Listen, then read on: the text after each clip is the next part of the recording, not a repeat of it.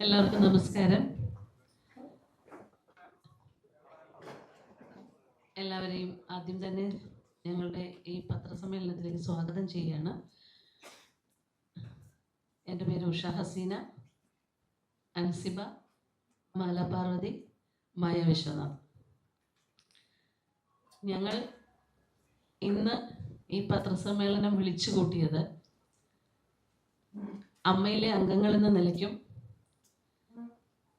കഴിഞ്ഞ ഭരണസമിതിയിൽ നിന്ന് പലപ്പോഴായി ആ കമ്മിറ്റിയുടെ ഞങ്ങളുടെ പേരെടുത്തു പറഞ്ഞ് വ്യക്തിഹത്യ നടത്തുകയും ഞങ്ങളെ അപമാനിക്കുകയും ഒക്കെ ചെയ്ത, അങ്ങനെ അത്തരം അപമാനങ്ങളൊക്കെ ഏൽക്കേണ്ടി വന്ന 4 പേരാണ് ഞങ്ങൾ. അതുകൊണ്ട് തന്നെയാണ് കുറച്ച് കാര്യങ്ങൾ നിങ്ങളുമായിട്ട് ഷെയർ ചെയ്യാൻ ഉണ്ടെന്ന് തോന്നിയതുകൊണ്ടാണ് ഈ പത്രസമ്മേളനം നടത്തുന്നത്. നിങ്ങൾക്ക് എല്ലാവർക്കും അറിയാം, അമ്മ അസോസിയേഷനിൽ സ്ത്രീകൾ മുൻനിരയിലേക്ക് വരണമെന്നും ഒരു സ്ത്രീകൾക്ക് സ്ത്രീകൾ ഭാരവാഹികളായിട്ടുള്ള ഒരു നേതൃനിര വരണമെന്നും ഏറ്റവും കൂടുതൽ അമ്മ സംഘടനയിൽ നിന്നുകൊണ്ട് തന്നെ ഫൈറ്റ് ചെയ്ത ഒരാളാണ് ഞാൻ. അത് കഴിഞ്ഞ പ്രാവശ്യമല്ല, അതിനു മുൻപ് നടന്ന തിരഞ്ഞെടുപ്പിൽ അൻസിബയും നമ്മുടെ സരയും ഇലക്ഷന് നിന്നവർ ജയിച്ചെങ്കിലും അവർക്ക് വോട്ട് കുറവായിരുന്നു. അതുകൊണ്ട് തന്നെ അവരെ സ്ത്രീകളുടെ നമുക്ക് സംവരണ സീറ്റുകളായിരുന്നു, അതിനേക്കാൾ കൂടുതൽ വോട്ട് നമ്മുടെ മറ്റൊരു അംഗത്തിന് കിട്ടിയതുകൊണ്ട് അവരെ ഒഴിവാക്കാൻ ശ്രമിച്ചൊരു സാഹചര്യം ഉണ്ടായിരുന്നു. പിന്നീട് കമ്മിറ്റി തീരുമാനിക്കാമെന്ന് പറഞ്ഞ നിമിഷത്തിൽ ഞങ്ങൾ ജനറൽ ബോഡിയിൽ സ്ത്രീകൾ ശബ്ദമുയർത്തുകയും അത് സാധിക്കില്ല, ഞങ്ങൾ തെരഞ്ഞെടുത്ത വനിതാ അംഗങ്ങളാണ്, ഇവരെ തന്നെ ആ കമ്മിറ്റിയിൽ ഉൾപ്പെടുത്തിയ ഈ ജനറൽ ബോഡിയിൽ തന്നെ ഇവിടെ വെച്ച് തന്നെ ഉൾപ്പെടുത്തണമെന്ന് ശക്തമായി വാദിക്കുകയും അതിൻ്റെ അടിസ്ഥാനത്തിൽ അൻസിബയും സരയും ആ കമ്മിറ്റിയിൽ എക്സിക്യൂട്ടീവ് കമ്മിറ്റിയിലേക്ക് തിരഞ്ഞെടുക്കപ്പെടുകയും ചെയ്യുകയാണുണ്ടായത്. അതിനുശേഷം ഒരു പ്രത്യേക സാഹചര്യത്തിലാണ്, നമുക്ക് എല്ലാവർക്കും അറിയാവുന്നതാണ് ആ സാഹചര്യം. ലാലേട്ടൻ രാജിവെക്കുന്നു, പിന്നാലെ ജനറൽ സെക്രട്ടറിയായ സിദ്ദിഖ് രാജിവെക്കുന്നു. ആ സമയത്ത് ആ കമ്മിറ്റിയിലും അതിനെ തുടർന്നുണ്ടായ അഡോ കമ്മിറ്റിയിലും അൻസിബയും ഉണ്ടായിരുന്നതാണ്. പിന്നീട് അതിനെക്കുറിച്ചൊക്കെ നമുക്ക് വിശദമായിട്ട് ചർച്ചയിലേക്ക് വരുന്നതുണ്ട്. അതുകൂടാതെ തന്നെ കഴിഞ്ഞ തെരഞ്ഞെടുപ്പ് കാലത്ത് ഒരു പ്രത്യേക സാഹചര്യം തന്നെയായിരുന്നു. അവസാന നിമിഷത്തിലാണ് സ്ത്രീകൾ നയിക്കട്ടെ എന്നൊരു തീരുമാനം ഉണ്ടാകുന്നതും ഈ സ്ത്രീകൾ പല കുറുക്ക് വഴികളിലൂടെ ജയിക്കാൻ വേണ്ടിയിട്ട് പല കുറുക്ക് വഴികളും ചെയ്യുമല്ലോ, അതിൽ അവർ വിജയിക്കുകയും അവർ ഭാരവാഹികളാകുകയും ചെയ്തു. അതിൽ പലർക്കും പല സംശയങ്ങൾ ഇപ്പോഴും നിലനിൽക്കുന്നുമുണ്ട്. എന്നാൽ തെരഞ്ഞെടുക്കപ്പെട്ടതിന് ശേഷം ഈ ഭാരവാഹികളെ ഞങ്ങൾ അംഗങ്ങൾ എല്ലാവരും തന്നെ പൂർണ്ണ സപ്പോർട്ടോടുകൂടി തന്നെയാണ് നിന്നിട്ടുള്ളത്. പക്ഷേ അവർ അമ്മയിലെ അംഗങ്ങളായ ഈ 500 ആൾക്കാർക്കും ഒരു രീതിയിലുള്ള അംഗങ്ങളുടെ ക്ഷേമത്തിന് വേണ്ടി ഒരു രീതിയിലും അവർ പ്രവർത്തിച്ചിട്ടില്ല. അവർ ചെയ്തത് അവരുടെ വ്യക്തിപരമായ നേട്ടങ്ങൾക്കും മറ്റ് ചില അജണ്ടകൾ നടപ്പാക്കാനും വേണ്ടിയിട്ട് ഉള്ള ഒരു പ്രവർത്തികളാണ് അവിടെ ചെയ്തിട്ടുള്ളത്. അതിനെ തുടർന്ന് പിന്നെ അധികാരമോഹം, ഞാനാണോ വലുത്, നീയാണോ വലുത്, പ്രസിഡന്റും സെക്രട്ടറിയും തമ്മിലുള്ള ഈഗോ ക്ലാഷ്, രണ്ടുപേരും 2 ചേരിയിലായിട്ട് നിന്ന് 2 പേർക്കും അവരുടെ കൂടെ നിൽക്കുന്ന ഈ കമ്മിറ്റിയിലുള്ള ആൾക്കാരെ തമ്മിൽ പിരിപ്പിച്ച് അവരുടെ കൂടെ 2 പേരുടെയും കൂടെ നിൽക്കുന്ന ആൾക്കാരെ കൂട്ടുപിടിച്ചുകൊണ്ട് അങ്ങോട്ടും ഇങ്ങോട്ടും കള്ളക്കഥകളും ചെളിവാരിയെറിയലും എന്തൊക്കെയോ നടന്നു. അതൊക്കെ ഞങ്ങളെ പോലുള്ള അംഗങ്ങൾ അറിയുന്നത് തന്നെ മീഡിയയിലൂടെയാണ്. പിന്നീട് ആ മീഡിയയിലൂടെ വന്ന വാർത്തകൾ കേൾക്കുമ്പോഴാണ് നമ്മൾ ഈ എക്സിക്യൂട്ടീവ് കമ്മിറ്റി അംഗങ്ങളെയും അതിനകത്തിരിക്കുന്ന ഭാരവാഹികളെയൊക്കെ വിളിച്ച് എന്താണ് അവിടെ സംഭവിക്കുന്നത്, വാർത്തകളൊക്കെ വരുന്നു. ഈ കാലത്തിന്റെ ഇടയ്ക്ക് അമ്മ സംഘടനയിൽ നടക്കാത്ത കാര്യങ്ങൾ, ഒരിക്കലും ഒരു സംഘടനയുടെ ഓഫീസിൽ നടക്കാൻ പാടില്ലാത്ത കാര്യങ്ങളാണ് ആ ഓഫീസിൽ നിന്ന് പുറത്തേക്ക് വന്ന വാർത്തകൾ. അപ്പോൾ ഒരു സ്ത്രീയെയാണ് ആദ്യം തന്നെ, മാനേജറായ സ്ത്രീയെയാണ് അവർ പുറത്താക്കുന്നത്. അതിനുശേഷം അൻസിബ പല പ്രാവശ്യവും ഒരുപാട് പ്രാവശ്യം കംപ്ലൈന്റ് കൊടുത്തിട്ടുണ്ട് പല കാര്യങ്ങൾക്കും. ആ കുട്ടി തുടക്കം മുതൽ ആ കുട്ടിയെ അവിടെ ഒറ്റപ്പെടുത്തിക്കൊണ്ട് ഒരുപാട് അപമാനങ്ങൾ ആ കുട്ടിക്ക് സഹിക്കേണ്ടി വന്നിട്ടുണ്ട്. സ്ത്രീകളായിട്ടുള്ള ആൾക്കാരാണ് ഭാരവാഹികൾ. അപ്പോൾ സ്ത്രീകൾക്കാണ് കൂടുതൽ പ്രാധാന്യം. അവർ ഒരു സ്ത്രീ ആ കുട്ടിയെ അവിടെ പരാതി കൊടുക്കുമ്പോൾ അവരെ സംരക്ഷിക്കാൻ ശ്രമിക്കാതെ അവരെ പരിഹസിക്കുകയും അവർക്കെതിരെ എന്തൊക്കെ ചെയ്യാൻ പറ്റും, എങ്ങനെയൊക്കെ അവരെ അപമാനിക്കാൻ പറ്റുമെന്നാണ് അവർ ആലോചിച്ച് തീരുമാനിച്ച് പ്രവർത്തിച്ചുകൊണ്ടിരുന്നത്. അതൊന്നും ശരിയായ പ്രവണതയല്ല. അതുപോലെ തന്നെ ഈ അൻസിബ ഇവർ വിമൻ കാർഡ് ഒക്കെ പറഞ്ഞുകൊണ്ടാണ് എന്ത് പറഞ്ഞാലും പറയുന്നത് വിമൻ കാർഡ് എന്നാ പറയുന്നത്. കഴിഞ്ഞ തെരഞ്ഞെടുപ്പ് കാലത്ത് തന്നെ അൻസിബയെ കുറിച്ച് നമ്മുടെ അനൂപ് ചന്ദ്രൻ വളരെ മോശമായ തരത്തിൽ ഒരു വീഡിയോ ഇറക്കി.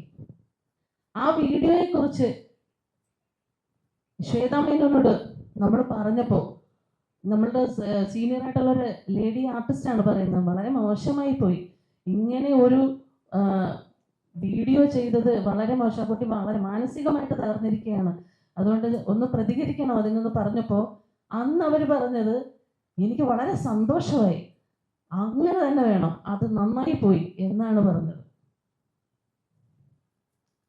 അതിനുശേഷമാണ് അൻസിബയ്ക്ക് ഒരുപാട് കാര്യങ്ങൾ, അതൊക്കെ നേരത്തെ പറഞ്ഞിട്ടുണ്ട്, അൻസിബ അത് വിശദീകരിക്കും. കഴിഞ്ഞ തെരഞ്ഞെടുപ്പ് അവർ കഴിഞ്ഞ ദിവസം ചെയ്തത് വളരെ മോശമായ കാര്യമാണ് ചെയ്തത്. എന്താ ചെയ്തത്?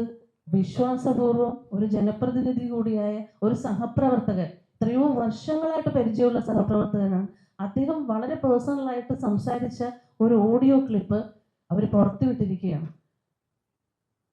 ആ ഓഡിയോ ക്ലിപ്പിൽ പല ഭാഗത്തും അവർ സംസാരിച്ചത് മ്യൂട്ട് ചെയ്തിട്ടുണ്ട്. ഇത് പിഷാരടി സംസാരിച്ചത് മാത്രമാണ് മുഴുവനായിട്ടും കൊടുത്തിട്ടുള്ളത്. അത് വളരെ മോശമായിട്ടുള്ള കാര്യമാണ്, അതൊരു ക്രൈമാണ് സത്യം പറഞ്ഞാൽ. അപ്പൊ നമ്മൾ എല്ലാവരും ഭയന്നിരിക്കുകയാണ്. ഈ വീഡിയോ അവർ പറയുന്നു, ആ ഓഡിയോയിൽ തന്നെ പറയുന്നു എല്ലാ വീഡിയോ ക്ലിപ്പും ഉണ്ട്, എല്ലാ ഓഡിയോ ക്ലിപ്പും ഉണ്ട്.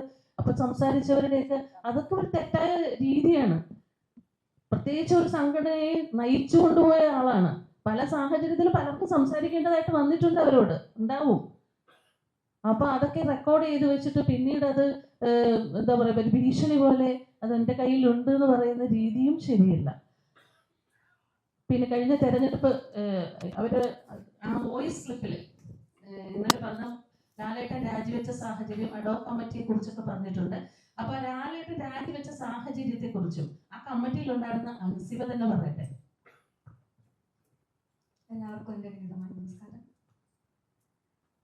ഞാൻ അമ്മയിലൊരു അംഗം എന്ന നിലയിലും ഒരു വ്യക്തി എന്ന നിലയിലുമാണ് നമ്മൾ സംസാരിക്കുന്നത്. കാരണം ഞാൻ നിങ്ങളോട് സംസാരിക്കണമെന്ന് കുറച്ച് ദിവസങ്ങളായി ആഗ്രഹിച്ചുകൊണ്ടിരിക്കുകയാണ്. അമ്മ എന്ന് പറയുന്ന സംഘടനയിൽ ഒരുപാട് ആഗ്രഹത്തോടെ തന്നെ വന്ന ഒരാളാണ് ഞാൻ. അല്ലാതെ കമ്മിറ്റികളിൽ നിന്നിട്ടുള്ള എക്സ്പീരിയൻസ് ഉള്ള ഒരാളൊന്നുമല്ല. അവിടെ ക്യൂരിയോസിറ്റി കാരണം, ഇഷ്ടം കാരണം തന്നെ കമ്മിറ്റിയിൽ വന്ന് നിന്ന് പ്രവർത്തിച്ച ഒരാളാണ്. അപ്പോൾ ആ കമ്മിറ്റിയിൽ നിന്ന് ദുരനുഭവങ്ങൾ ഉണ്ടാവുക എന്ന് പറയുമ്പോൾ ഭയങ്കര വിഷമമുണ്ട്.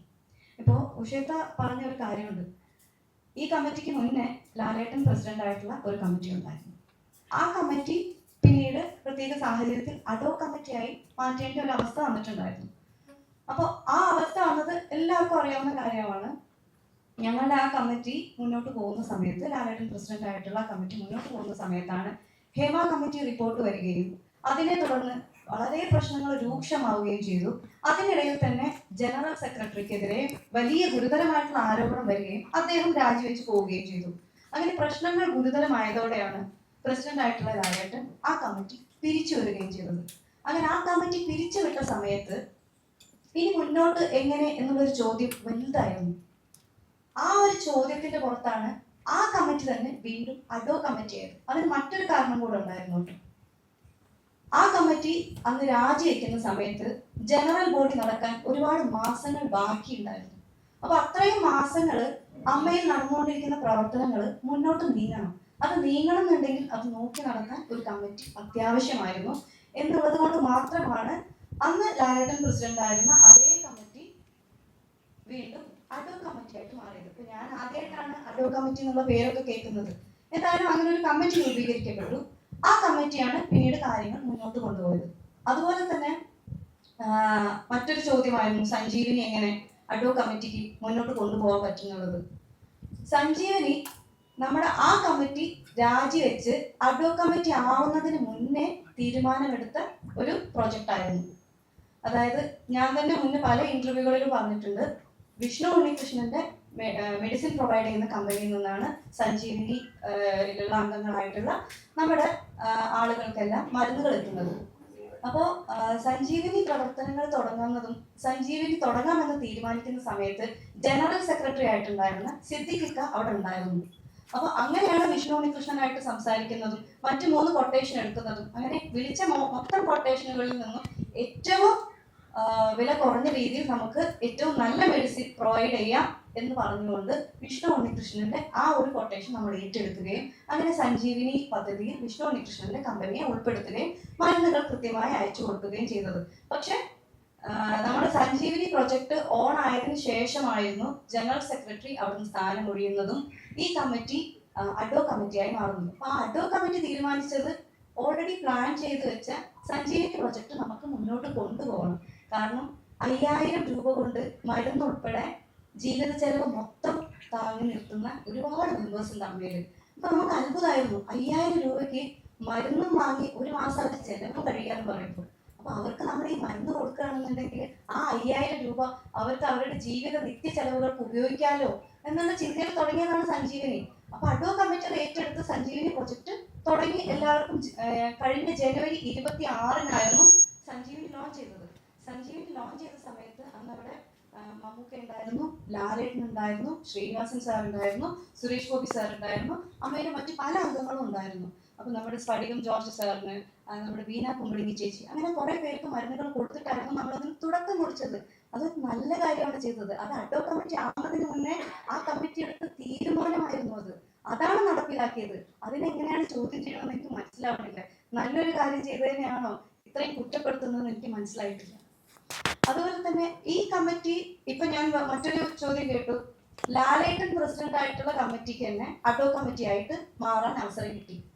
ശ്വേതാ മേനോൻ പ്രസിഡന്റ് ആയിട്ടുള്ള കമ്മിറ്റിക്ക് എന്തുകൊണ്ട് അഡോ കമ്മിറ്റി ആവാൻ പറ്റിയില്ല? എനിക്ക് മനസ്സിലായിട്ടുള്ള ഉത്തരവാണ് ഞാൻ പറയുന്നത്. ലാലേട്ടൻ പ്രസിഡന്റ് ആയിരുന്ന കമ്മിറ്റി അഡോ കമ്മിറ്റിയായി മാറിയതിന്റെ സാഹചര്യം എന്ന് വെച്ചാൽ ജനറൽ ബോഡി നടക്കാൻ ഒരുപാട് മാസങ്ങൾ ബാക്കി നിൽക്കുന്നു എന്നിരിക്കെ ഒരു കമ്മിറ്റി അവിടെ അനിവാര്യമാണ്. കാരണം ഒരു ജനറൽ ബോഡി കൂടിയാലേ മറ്റൊരു കമ്മിറ്റിയെ തിരഞ്ഞെടുക്കാൻ പറ്റുള്ളൂ. അപ്പൊ ജനറൽ ബോഡി നടത്താൻ ഭയങ്കരമായിട്ടുള്ള ഒരു സാമ്പത്തികം വേണം. അപ്പൊ അത്ര എക്സ്പെൻസ് നമുക്ക് ആ സമയത്ത് മുടക്കാനും പറ്റില്ല. അങ്ങനെ ഇരിക്കെ ഇതേ കമ്മിറ്റി തന്നെ അഡോ കമ്മിറ്റി ആവേണ്ട ആവശ്യകത ഉണ്ടെന്ന് മനസ്സിലാക്കുകയും അതേ സമയം തന്നെ ആ കമ്മിറ്റിക്കെതിരെ അമ്മ സംഘടനയ്ക്കുള്ളിൽ ഒരു അലിഗേഷനും ഇല്ലായിരുന്നു. ഒരു സാമ്പത്തിക ക്രമക്കേടോ മറ്റ് അലിഗേഷൻസോ ഒന്നും ഇല്ലായിരുന്നു. അമ്മ സംഘടനയ്ക്ക് പുറത്തുള്ള അലിഗേഷന്റെ പേരിലാണ് അവിടെ ഉണ്ടായിരുന്ന ജനറൽ സെക്രട്ടറി ഉൾപ്പെടെയുള്ളവർ രാജിവെച്ച് പുറത്തു പോവേണ്ടി വന്നത്. അപ്പൊ അതുകൊണ്ട് തന്നെ അമ്മ സംഘടന അകത്തുണ്ടായിരുന്ന ആ കമ്മിറ്റിക്കെതിരെ വേറെ അലിഗേഷൻസ് ഇല്ലാത്തത് കൊണ്ടായിരുന്നു അതേ കമ്മിറ്റി അഡോ കമ്മിറ്റി ആയിട്ട് മാറിയത്. ഇപ്പൊ ഞാൻ മനസ്സിലാക്കുന്ന കാര്യം, ശ്വേത ചേച്ചി പ്രസിഡന്റ് ആയിരുന്ന ഇപ്പൊ രാജിവെച്ചു പോയ കമ്മിറ്റി, ആ കമ്മിറ്റി അഡോ കമ്മിറ്റി ആക്കാത്തതിന്റെ റീസൺ എനിക്ക് മനസ്സിലായ കാര്യം, സാമ്പത്തിക ക്രമക്കേടിന്റെ പേരിലാണ് ശ്വേത ചേച്ചി പ്രസിഡന്റ് ആയിരുന്ന കമ്മിറ്റി താഴെ പോയത്. അവരുടെ സാമ്പത്തിക പാസ്സായില്ല ജനറൽ ബോഡിയിൽ. അപ്പൊ സാമ്പത്തിക ക്രമക്കേട് നേരിടുന്ന ഒരു കമ്മിറ്റിയെ എങ്ങനെയാണ് അഡോ കമ്മിറ്റി ആയിട്ട് മാറ്റാൻ ജനറൽ ബോഡിക്ക് തോന്നുക? ലോജിക്കലി ഒരിക്കലും ജനറൽ ബോഡി അങ്ങനെ ചിന്തിക്കില്ല. അതാണ് അന്നാണ് നടന്നിട്ടുണ്ടായിരുന്നത്. അപ്പൊ അതുകൊണ്ടാണ് ശ്വേത ചേച്ചി പ്രസിഡന്റ് ആയിരുന്ന ആ കമ്മിറ്റിയെ തന്നെ വീണ്ടും അഡോ കമ്മിറ്റി ആക്കാതിരുന്നത്. ഇനി ഇതിലുള്ള വേറൊരു കാര്യം കൂടെ നമ്മൾ എടുത്തു പറയേണ്ടതാണ്. സാമ്പത്തിക ആരോപണം നേരിടുന്ന ഈ രാജിവെച്ച കമ്മിറ്റിയെ അഡോ കമ്മിറ്റി ആക്കിയിട്ടില്ലെങ്കിലും ആ കമ്മിറ്റിയിൽ ഉണ്ടായിരുന്ന ഡോക്ടർ റോണി ഡേവിഡ്, ആശ അരവിന്ദ് എന്നിവരെ അഡോ കമ്മിറ്റിയിൽ ഉൾപ്പെടുത്തിയിട്ടുണ്ട്. ആശ അരവിന്ദ് ചേച്ചി റിസൈൻ ചെയ്തു എന്നാണ് ഞാൻ അറിഞ്ഞു. പക്ഷെ റോണി ഡേവിഡ് അദ്ദേഹം ഇപ്പോഴും ഉണ്ട്. അപ്പൊ ഈ രണ്ടുപേരെയും ഈ അഡോ കമ്മിറ്റിയിലേക്ക് വിളിച്ചതിനും ഒരു കാര്യമുണ്ട്. കാരണം അവരാണ് സഞ്ജീവിനി പ്രവർത്തനങ്ങൾ ഇപ്പൊ നടത്തിക്കൊണ്ടിരിക്കുന്നത്. അപ്പൊ ആ സഞ്ജീവിനി പ്രവർത്തനങ്ങൾ മുടങ്ങിപ്പോവരുത്. കാരണം ഇത്രയും പേരുടെ പ്രിസ്ക്രിപ്ഷൻസും കാര്യങ്ങളും എല്ലാം അവരുടെ കയ്യിലാണുള്ളത്. പെട്ടെന്ന് ഒരാൾക്ക് ഒരു ദിവസം വന്നത് ഏറ്റെടുത്ത് ചെയ്യാൻ പറ്റില്ല. അതുകൊണ്ടാണ് ആ പ്രവർത്തനങ്ങൾ കൃത്യമായി നടന്നു പോകണം എന്നുള്ളത് കൊണ്ടാണ് ഈ സാമ്പത്തിക ആരോപണം നേരിടുന്ന സാമ്പത്തിക ക്രമക്കേടിന്റെ പേരിൽ താഴെ പോയ ആ കമ്മിറ്റിയിൽ നിന്ന് തന്നെ ഡോക്ടർ റോണിയെയും ആശ അരവിന്ദ് ചേച്ചിയെയും പുതിയ അഡോ കമ്മിറ്റിയിലേക്ക് നിയമിച്ചത്. ഇത്രയും കാര്യങ്ങളാണ് എനിക്ക് മനസ്സിലായിട്ടുള്ളത്. എനിക്ക് അവർ ഉന്നയിച്ച മറ്റൊരു ആരോപണം എന്ന് പറയുന്നത് ജനറൽ ബോഡിയിൽ അവരെ ഒരുപാട് മോശമായിട്ട് പല പേരെടുത്ത് പറഞ്ഞിട്ടുണ്ട്. മായ വിശ്വനാഥ്, അതുപോലെ ബാബുരാജ്, സിദ്ദിഖ്, ഇവരുടെയൊക്കെ പേരെടുത്ത് പറഞ്ഞിട്ടുണ്ട്. ഹാജ, മജീദ്ക്ക, അങ്ങനെ കുറെ പേരുടെ പേര് പറഞ്ഞിട്ടുണ്ട്. അവരൊക്കെ ഒരുപാട് അശ്ലീലം പറഞ്ഞു എന്നാണ് ആ ഓഡിയോ ക്ലിപ്പിൽ അവർ ആരോപിച്ചിരിക്കുന്നത്.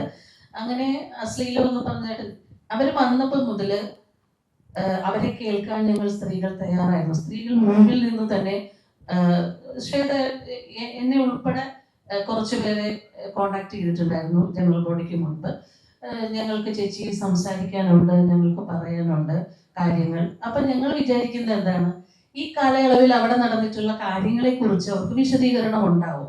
അപ്പൊ ഞാനും പറഞ്ഞു അത് ഞങ്ങൾക്ക് കേൾക്കണം, അത് സംസാരിക്കാനുള്ള ഒരു സാഹചര്യം നിങ്ങൾ ഞങ്ങൾക്ക് ഞങ്ങളുടെ കൂടെ നിന്ന് ഉണ്ടാക്കി തരണമെന്ന്. തീർച്ചയായിട്ടും ഞങ്ങൾ നിങ്ങളുടെ കൂടെ നിൽക്കും, നിങ്ങൾ പറയുന്ന കാര്യങ്ങൾ ഞങ്ങൾ കേൾക്കും, എന്നിട്ട് നീതി എവിടെയാണ്, ശരി എവിടെയാണോ അതിന്റെ കൂടെ ഞങ്ങൾ നിൽക്കുള്ളൂ. നിങ്ങൾ പറയൂ, നിങ്ങളുടെ ഭാഗം നിങ്ങൾ ക്ലിയർ ചെയ്യൂ പറഞ്ഞിട്ട് തന്നെയാണ് നമ്മുടെ ജനറൽ ബോഡിക്ക് മുമ്പാണ് അത് സംഭവിച്ചത്. പക്ഷെ ജനറൽ ബോഡി തുടങ്ങി ഇവർ വന്നതിന് ശേഷം അവർ ഈ കഴിഞ്ഞ കാലയളവിൽ നടന്ന ഒരു കാര്യങ്ങളും അവർ സംസാരിക്കുന്നില്ല. അവര് വന്നിട്ട് സംസാരിച്ചത് മുഴുവനും അതിനു മുൻപ് തന്നെ നേരെ നോക്കിയാൽ കീരിയും പാമ്പും പോലെ നിന്ന അംഗങ്ങളാണ്, എക്സിക്യൂട്ടീവ് കമ്മിറ്റി അംഗങ്ങളും ഭാരവാഹികളുമാണ്. അവരൊക്കെ അവിടെ വന്നു കഴിഞ്ഞപ്പോഴത്തേക്ക് അവർക്ക് ഒരു പ്രശ്നവും ഇല്ല. അവരെല്ലാവരും ഒരുമിച്ച് വേദിയിലേക്ക് സന്തോഷം, നമുക്ക് സന്തോഷം, അവർ അങ്ങനെ തന്നെ ഇരിക്കണമെന്ന് തന്നെയായിരുന്നു നമ്മുടെ എല്ലാവരുടെ ആഗ്രഹം. പക്ഷെ അവിടെ വന്നതിന് ശേഷം അവർ ഭയങ്കര ആക്ടിങ് ആയിരുന്നു. എല്ലാവരും വന്നിട്ട് അവർ സംസാരിച്ചത് മുഴുവനും അവരുടെ ഭാഗം കേൾക്കാനാണ് ഈ ജനറൽ ബോഡിയിലുള്ള ആൾക്കാർ അത്രയ്ക്ക് നാണക്കെട്ടിരിക്കുകയാണ്. അമ്മയിലെ അംഗങ്ങൾ മുഴുവനും അതിനെക്കുറിച്ച് അവരൊന്നും പറയുന്നില്ല. അവർ പറഞ്ഞത് മുഴുവനും 1500 രൂപ പെൻഷൻ നമ്മൾ കൂട്ടുകയാണ്. ഈ 1500 രൂപ അല്ല, കഴിഞ്ഞ കമ്മിറ്റി 5000 കൂട്ടാനിരുന്നതാണ്. കഴിഞ്ഞ കമ്മിറ്റി ഇല്ലേ, അൻസിബൊക്കെ ഉള്ള കമ്മിറ്റി, സിദ്ദിഖൊക്കെ ഉള്ളത് 5000 കൂട്ടാനിരുന്നതാണ്. പക്ഷെ ഇവർ 1500 രൂപ കൂട്ടിത്തരാൻ പോവുകയാണ്. അത് പുറത്തുനിന്നുള്ളൊരു സ്പോൺസർ അക്കൗണ്ടാണ് അത് കൂട്ടിക്കുന്നത്. അത് കൂടാതെ തന്നെ 4 ദിവസം തായ്ലൻഡിൽ പോകുന്നു, അത്തരം കാര്യങ്ങളാണ് പറഞ്ഞുകൊണ്ടിരിക്കുന്നത്. അതിങ്ങനെ പറഞ്ഞു. അത് കഴിഞ്ഞ് കണക്ക് ശരിയല്ലാത്തൊരു കണക്ക്, അതിനു മുമ്പ് ഇവരുടെ കയ്യിൽ നിന്ന് കണക്കിന്റെ ഒരു പേജ് ലീക്കായിട്ടുണ്ട്. അതിൽ 60 ലക്ഷത്തിന് മേലെ കണക്കില്ലാതെ വന്നിട്ടുണ്ട്.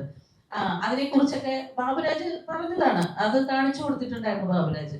അപ്പോഴാണ് നമ്മളെല്ലാവരും അറിയുന്നത് ഇങ്ങനെ ഒരു കണക്ക് തെറ്റി ബാബുവിന്റെ വാട്സപ്പില് സെക്രട്ടറിയുടെ ഭാഗത്തു നിന്ന് വന്നിട്ടുണ്ട്. അത് കഴിഞ്ഞ് ചാർട്ടേഡ് അക്കൗണ്ടിനെ വിളിച്ചു. നമുക്ക് തന്നിരിക്കുന്ന പ്രിന്റ് ചെയ്ത് തന്ന കണക്ക് വേറെ, അവർ വായിച്ച കണക്ക് വേറെ. അപ്പോൾ അതൊക്കെ കൺഫ്യൂഷൻ ഉണ്ടായി. അവിടെ മൊത്തത്തിൽ എല്ലാവരും ചോദ്യം ചെയ്യാൻ തുടങ്ങി. അംഗങ്ങളാണ്, മൈക്ക് അവിടെ ആർക്കും തന്നില്ല. ഈ ജനറൽ ബോഡി നടത്തിയത് സംഘാടകരെന്ന് പറയുന്നത് ഈ എക്സിക്യൂട്ടീവ് കമ്മിറ്റിയാണ്. ആ എക്സിക്യൂട്ടീവ് കമ്മിറ്റി മൈക്ക് മാറ്റി വെച്ചിട്ട് ഇതുപോലുള്ള കോഡ്ലെസ് മൈക്ക് ഓരോരുത്തർ ചോദ്യം ചോദിക്കുമ്പോൾ ശരിക്കും പറഞ്ഞാൽ വേദിയിൽ അങ്ങ് ദൂരെ ഇരുന്ന് ചോദിക്കുന്ന ആൾക്കാർ ഉറക്കെ തന്നെ സംസാരിക്കാനേ പറ്റുള്ളൂ. കാരണം മൈക്ക് കൊടുക്ക് മൈക്ക് എവിടെയെന്ന് ഞങ്ങൾ എല്ലാവരും ചോദിക്കുന്നുണ്ട്. ആ മൈക്കൊന്നും കൊടുക്കുക അവർ ചോദിക്കുന്നത്. മൈക്ക് തരുന്നില്ലായിരുന്നു. ആകെ അനൂപ് ചന്ദ്രന്റെ കയ്യിൽ മാത്രം ഒരു മൈക്ക് കൊടുത്തിട്ട് അനൂപ് ചന്ദ്രൻ സൈഡിൽ ഇങ്ങനെ നിൽക്കുകയാണ്. അപ്പൊ ഇവര് ചോദിക്കുന്ന ചോദ്യങ്ങൾക്കൊന്നും മറുപടി പറയാതെ ബാബുരാജിനെ കുറിച്ച് കുറെ ആരോപണങ്ങൾ വന്നു. അപ്പൊ ബാബുരാജ് സംസാരിക്കാൻ സമയം കൊടുക്കുന്നില്ല, മറുപടി പറയാൻ സമയം കൊടുക്കുന്നില്ല. ഈ സമയം മുഴുവനും ലാലേട്ടൻ മുൻപിൽ തന്നെ ഇരിക്കുകയാണ്. ലാലേട്ടൻ ഇതെല്ലാം കണ്ടോണ്ടും കേട്ടോണ്ടും ഇരിക്കുകയാണ്. അപ്പൊ ബാബുരാജിന് സമയം കൊടുക്കുന്നില്ല. അവര് സമയം കൊടുക്കാതിരുന്ന് കഴിഞ്ഞപ്പോഴത്തേക്ക് ബാബുരാജ് പറഞ്ഞു ഞാൻ ഇറങ്ങി പോവുകയാണെന്ന് പറഞ്ഞു. അപ്പൊ ബാബുരാജ് എഴുന്നേറ്റ് വന്നപ്പോ വളരെ ഷൗട്ട് ചെയ്തുകൊണ്ടാണ് പിന്നെ പ്രസിഡന്റ് അവിടെ നിന്നിട്ട് എന്താ പറയാ, എനിക്ക് ആ ഭാഷ ഇവിടെ ഉപയോഗിക്കാൻ പറ്റത്തില്ല. പച്ച മലയാളത്തിൽ പറഞ്ഞാൽ ആ ഭാഷ ഇരിക്കട അവിടെ എന്ന് പറയുന്നത് പോലെ, ഞാനാണ് പ്രസിഡന്റ്, ഞാൻ പറയുന്നത് കേൾക്കണം, ഞാൻ ഇവിടെ പറയുന്നത് കഴിഞ്ഞിട്ട് മതി. അപ്പൊ പറഞ്ഞു ബാബുരാജ് അങ്ങനെയാണെങ്കിൽ ഞാൻ ഇവിടെ നിന്ന് ഇറങ്ങി പോവുകയാണെന്ന് പറഞ്ഞപ്പോ ഇവര് പറഞ്ഞത് അങ്ങനെയാണെങ്കിൽ ഇറങ്ങിപ്പോക്കോ, പുറത്ത് വണ്ടി കിടപ്പുണ്ട് എന്ന് വരെ പറഞ്ഞു അവര്. അതുപോലെ ആർക്കും സംസാരിക്കാൻ, അവർക്ക് സൈഡിൽ നിന്ന് സംസാരിക്കുന്നവരെ നേരത്തെ പ്ലാൻ ചെയ്ത് വെച്ചിട്ടുണ്ടായിരുന്നു. അവരെ കൊണ്ട് മാത്രമാണ് സംസാരിപ്പിച്ചുകൊണ്ടിരുന്നത്. അപ്പൊ ഞങ്ങൾക്ക് സംശയങ്ങളുണ്ടായി. ഓരോ കാര്യങ്ങൾക്ക് ഞങ്ങൾക്ക് കേൾക്കേണ്ട കാര്യങ്ങൾ ഇതല്ല. മല്ലിക ചേച്ചി ഉൾപ്പെടെ അവിടെ നിന്ന് ഒച്ച മൈക്കില്ല സംസാരിക്കും. ആ ചേച്ചിക്ക് ഒരു മൈക്ക് കൊടുക്കുമെന്ന് ഞാൻ എത്രയോ പ്രാവശ്യം വിളിച്ചു വന്ന മല്ലിക ചേച്ചിക്ക് ഒരു മൈക്ക് കൊടുക്കും, ചേച്ചി പറയുന്നത് കേൾക്കാൻ പറ്റുന്നില്ല. അങ്ങനെ എങ്ങനെയോ ഒരു മൈക്ക് കൊടുത്തു. എക്സിക്യൂട്ടീവ് കമ്മിറ്റിയിലുള്ള സന്തോഷ് കീഴാറ്റൂരിനെ ഞങ്ങൾ വിളിച്ചു വെച്ചു, നിങ്ങൾ ആ മൈക്ക് അവിടെ പോയി. തുടക്കത്തിൽ മൈക്ക് ഉണ്ടായിരുന്നു, പിന്നെ ഒരു മൈക്ക് മാറ്റിയതാണ്. ഞങ്ങൾ ആരുമില്ല മൈക്ക് മാറ്റിയത്. സന്തോഷ് കീഴാറ്റൂര് ആ മൈക്ക് തന്നില്ല നമുക്ക്. ഇല്ല, ഇപ്പൊ തരാൻ പറ്റത്തില്ല, ഉച്ചയ്ക്ക് ശേഷം ചർച്ചയ്ക്ക് ശേഷം തരാൻ പറ്റുള്ളൂ എന്നുള്ളത്. അങ്ങനെയാണ് മൈക്ക് കൊടുക്കാതിരുന്നത്. അപ്പോ അവിടെ ആരെയും അശ്ലീലം പറഞ്ഞിട്ടില്ല, ഞങ്ങളാരും കേട്ടിട്ടില്ല അശ്ലീലം പറഞ്ഞത്. ഇനിയിപ്പോ മാലയും മായാവിശ്വനാഥുമാണ് അശ്ലീലം പറഞ്ഞതെന്ന് അവർ എടുത്തു പറഞ്ഞിട്ടുണ്ട്, അതുകൊണ്ട് അവര് പറയട്ടെ. ഞാൻ ഈ കാലയളവിൽ ഭാഷ ഉപയോഗിച്ച് തെറി പറയാറില്ല, അതുകൊണ്ട് അതിനൊരു മറുപടി അർഹിക്കുന്നുണ്ടെന്ന് എനിക്ക് തോന്നുന്നില്ല. എനിക്ക് പറയാനുള്ള കുറച്ചുകൂടെ ഗൗരവമുള്ള കാര്യങ്ങളാണ്. എന്താണ് അമ്മ സംഘടനയിൽ നടക്കുന്നതെന്ന് കുറെ നാളായിട്ട് എല്ലാവരും ചോദിച്ചുകൊണ്ടിരിക്കുന്നത്. അൻസിബ പറഞ്ഞ കാര്യങ്ങൾ വളരെ ശ്രദ്ധയോടെ പലതട്ടം കേട്ടിട്ടുള്ളത് കൊണ്ട് ഞാൻ മനസ്സിലാക്കുന്നത് അവിടെ നടക്കുന്നത് ഒരു വർഗീയമായ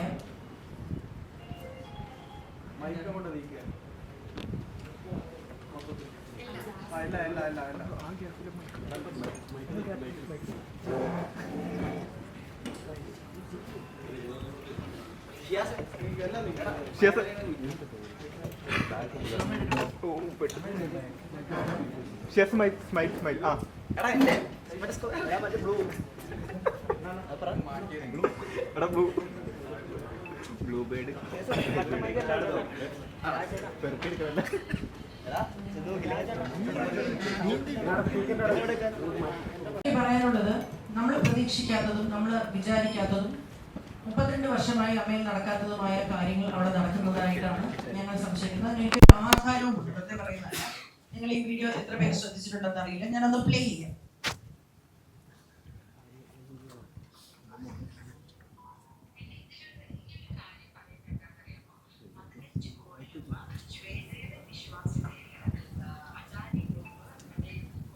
മൈക്ക് വെക്കാമല്ലോ.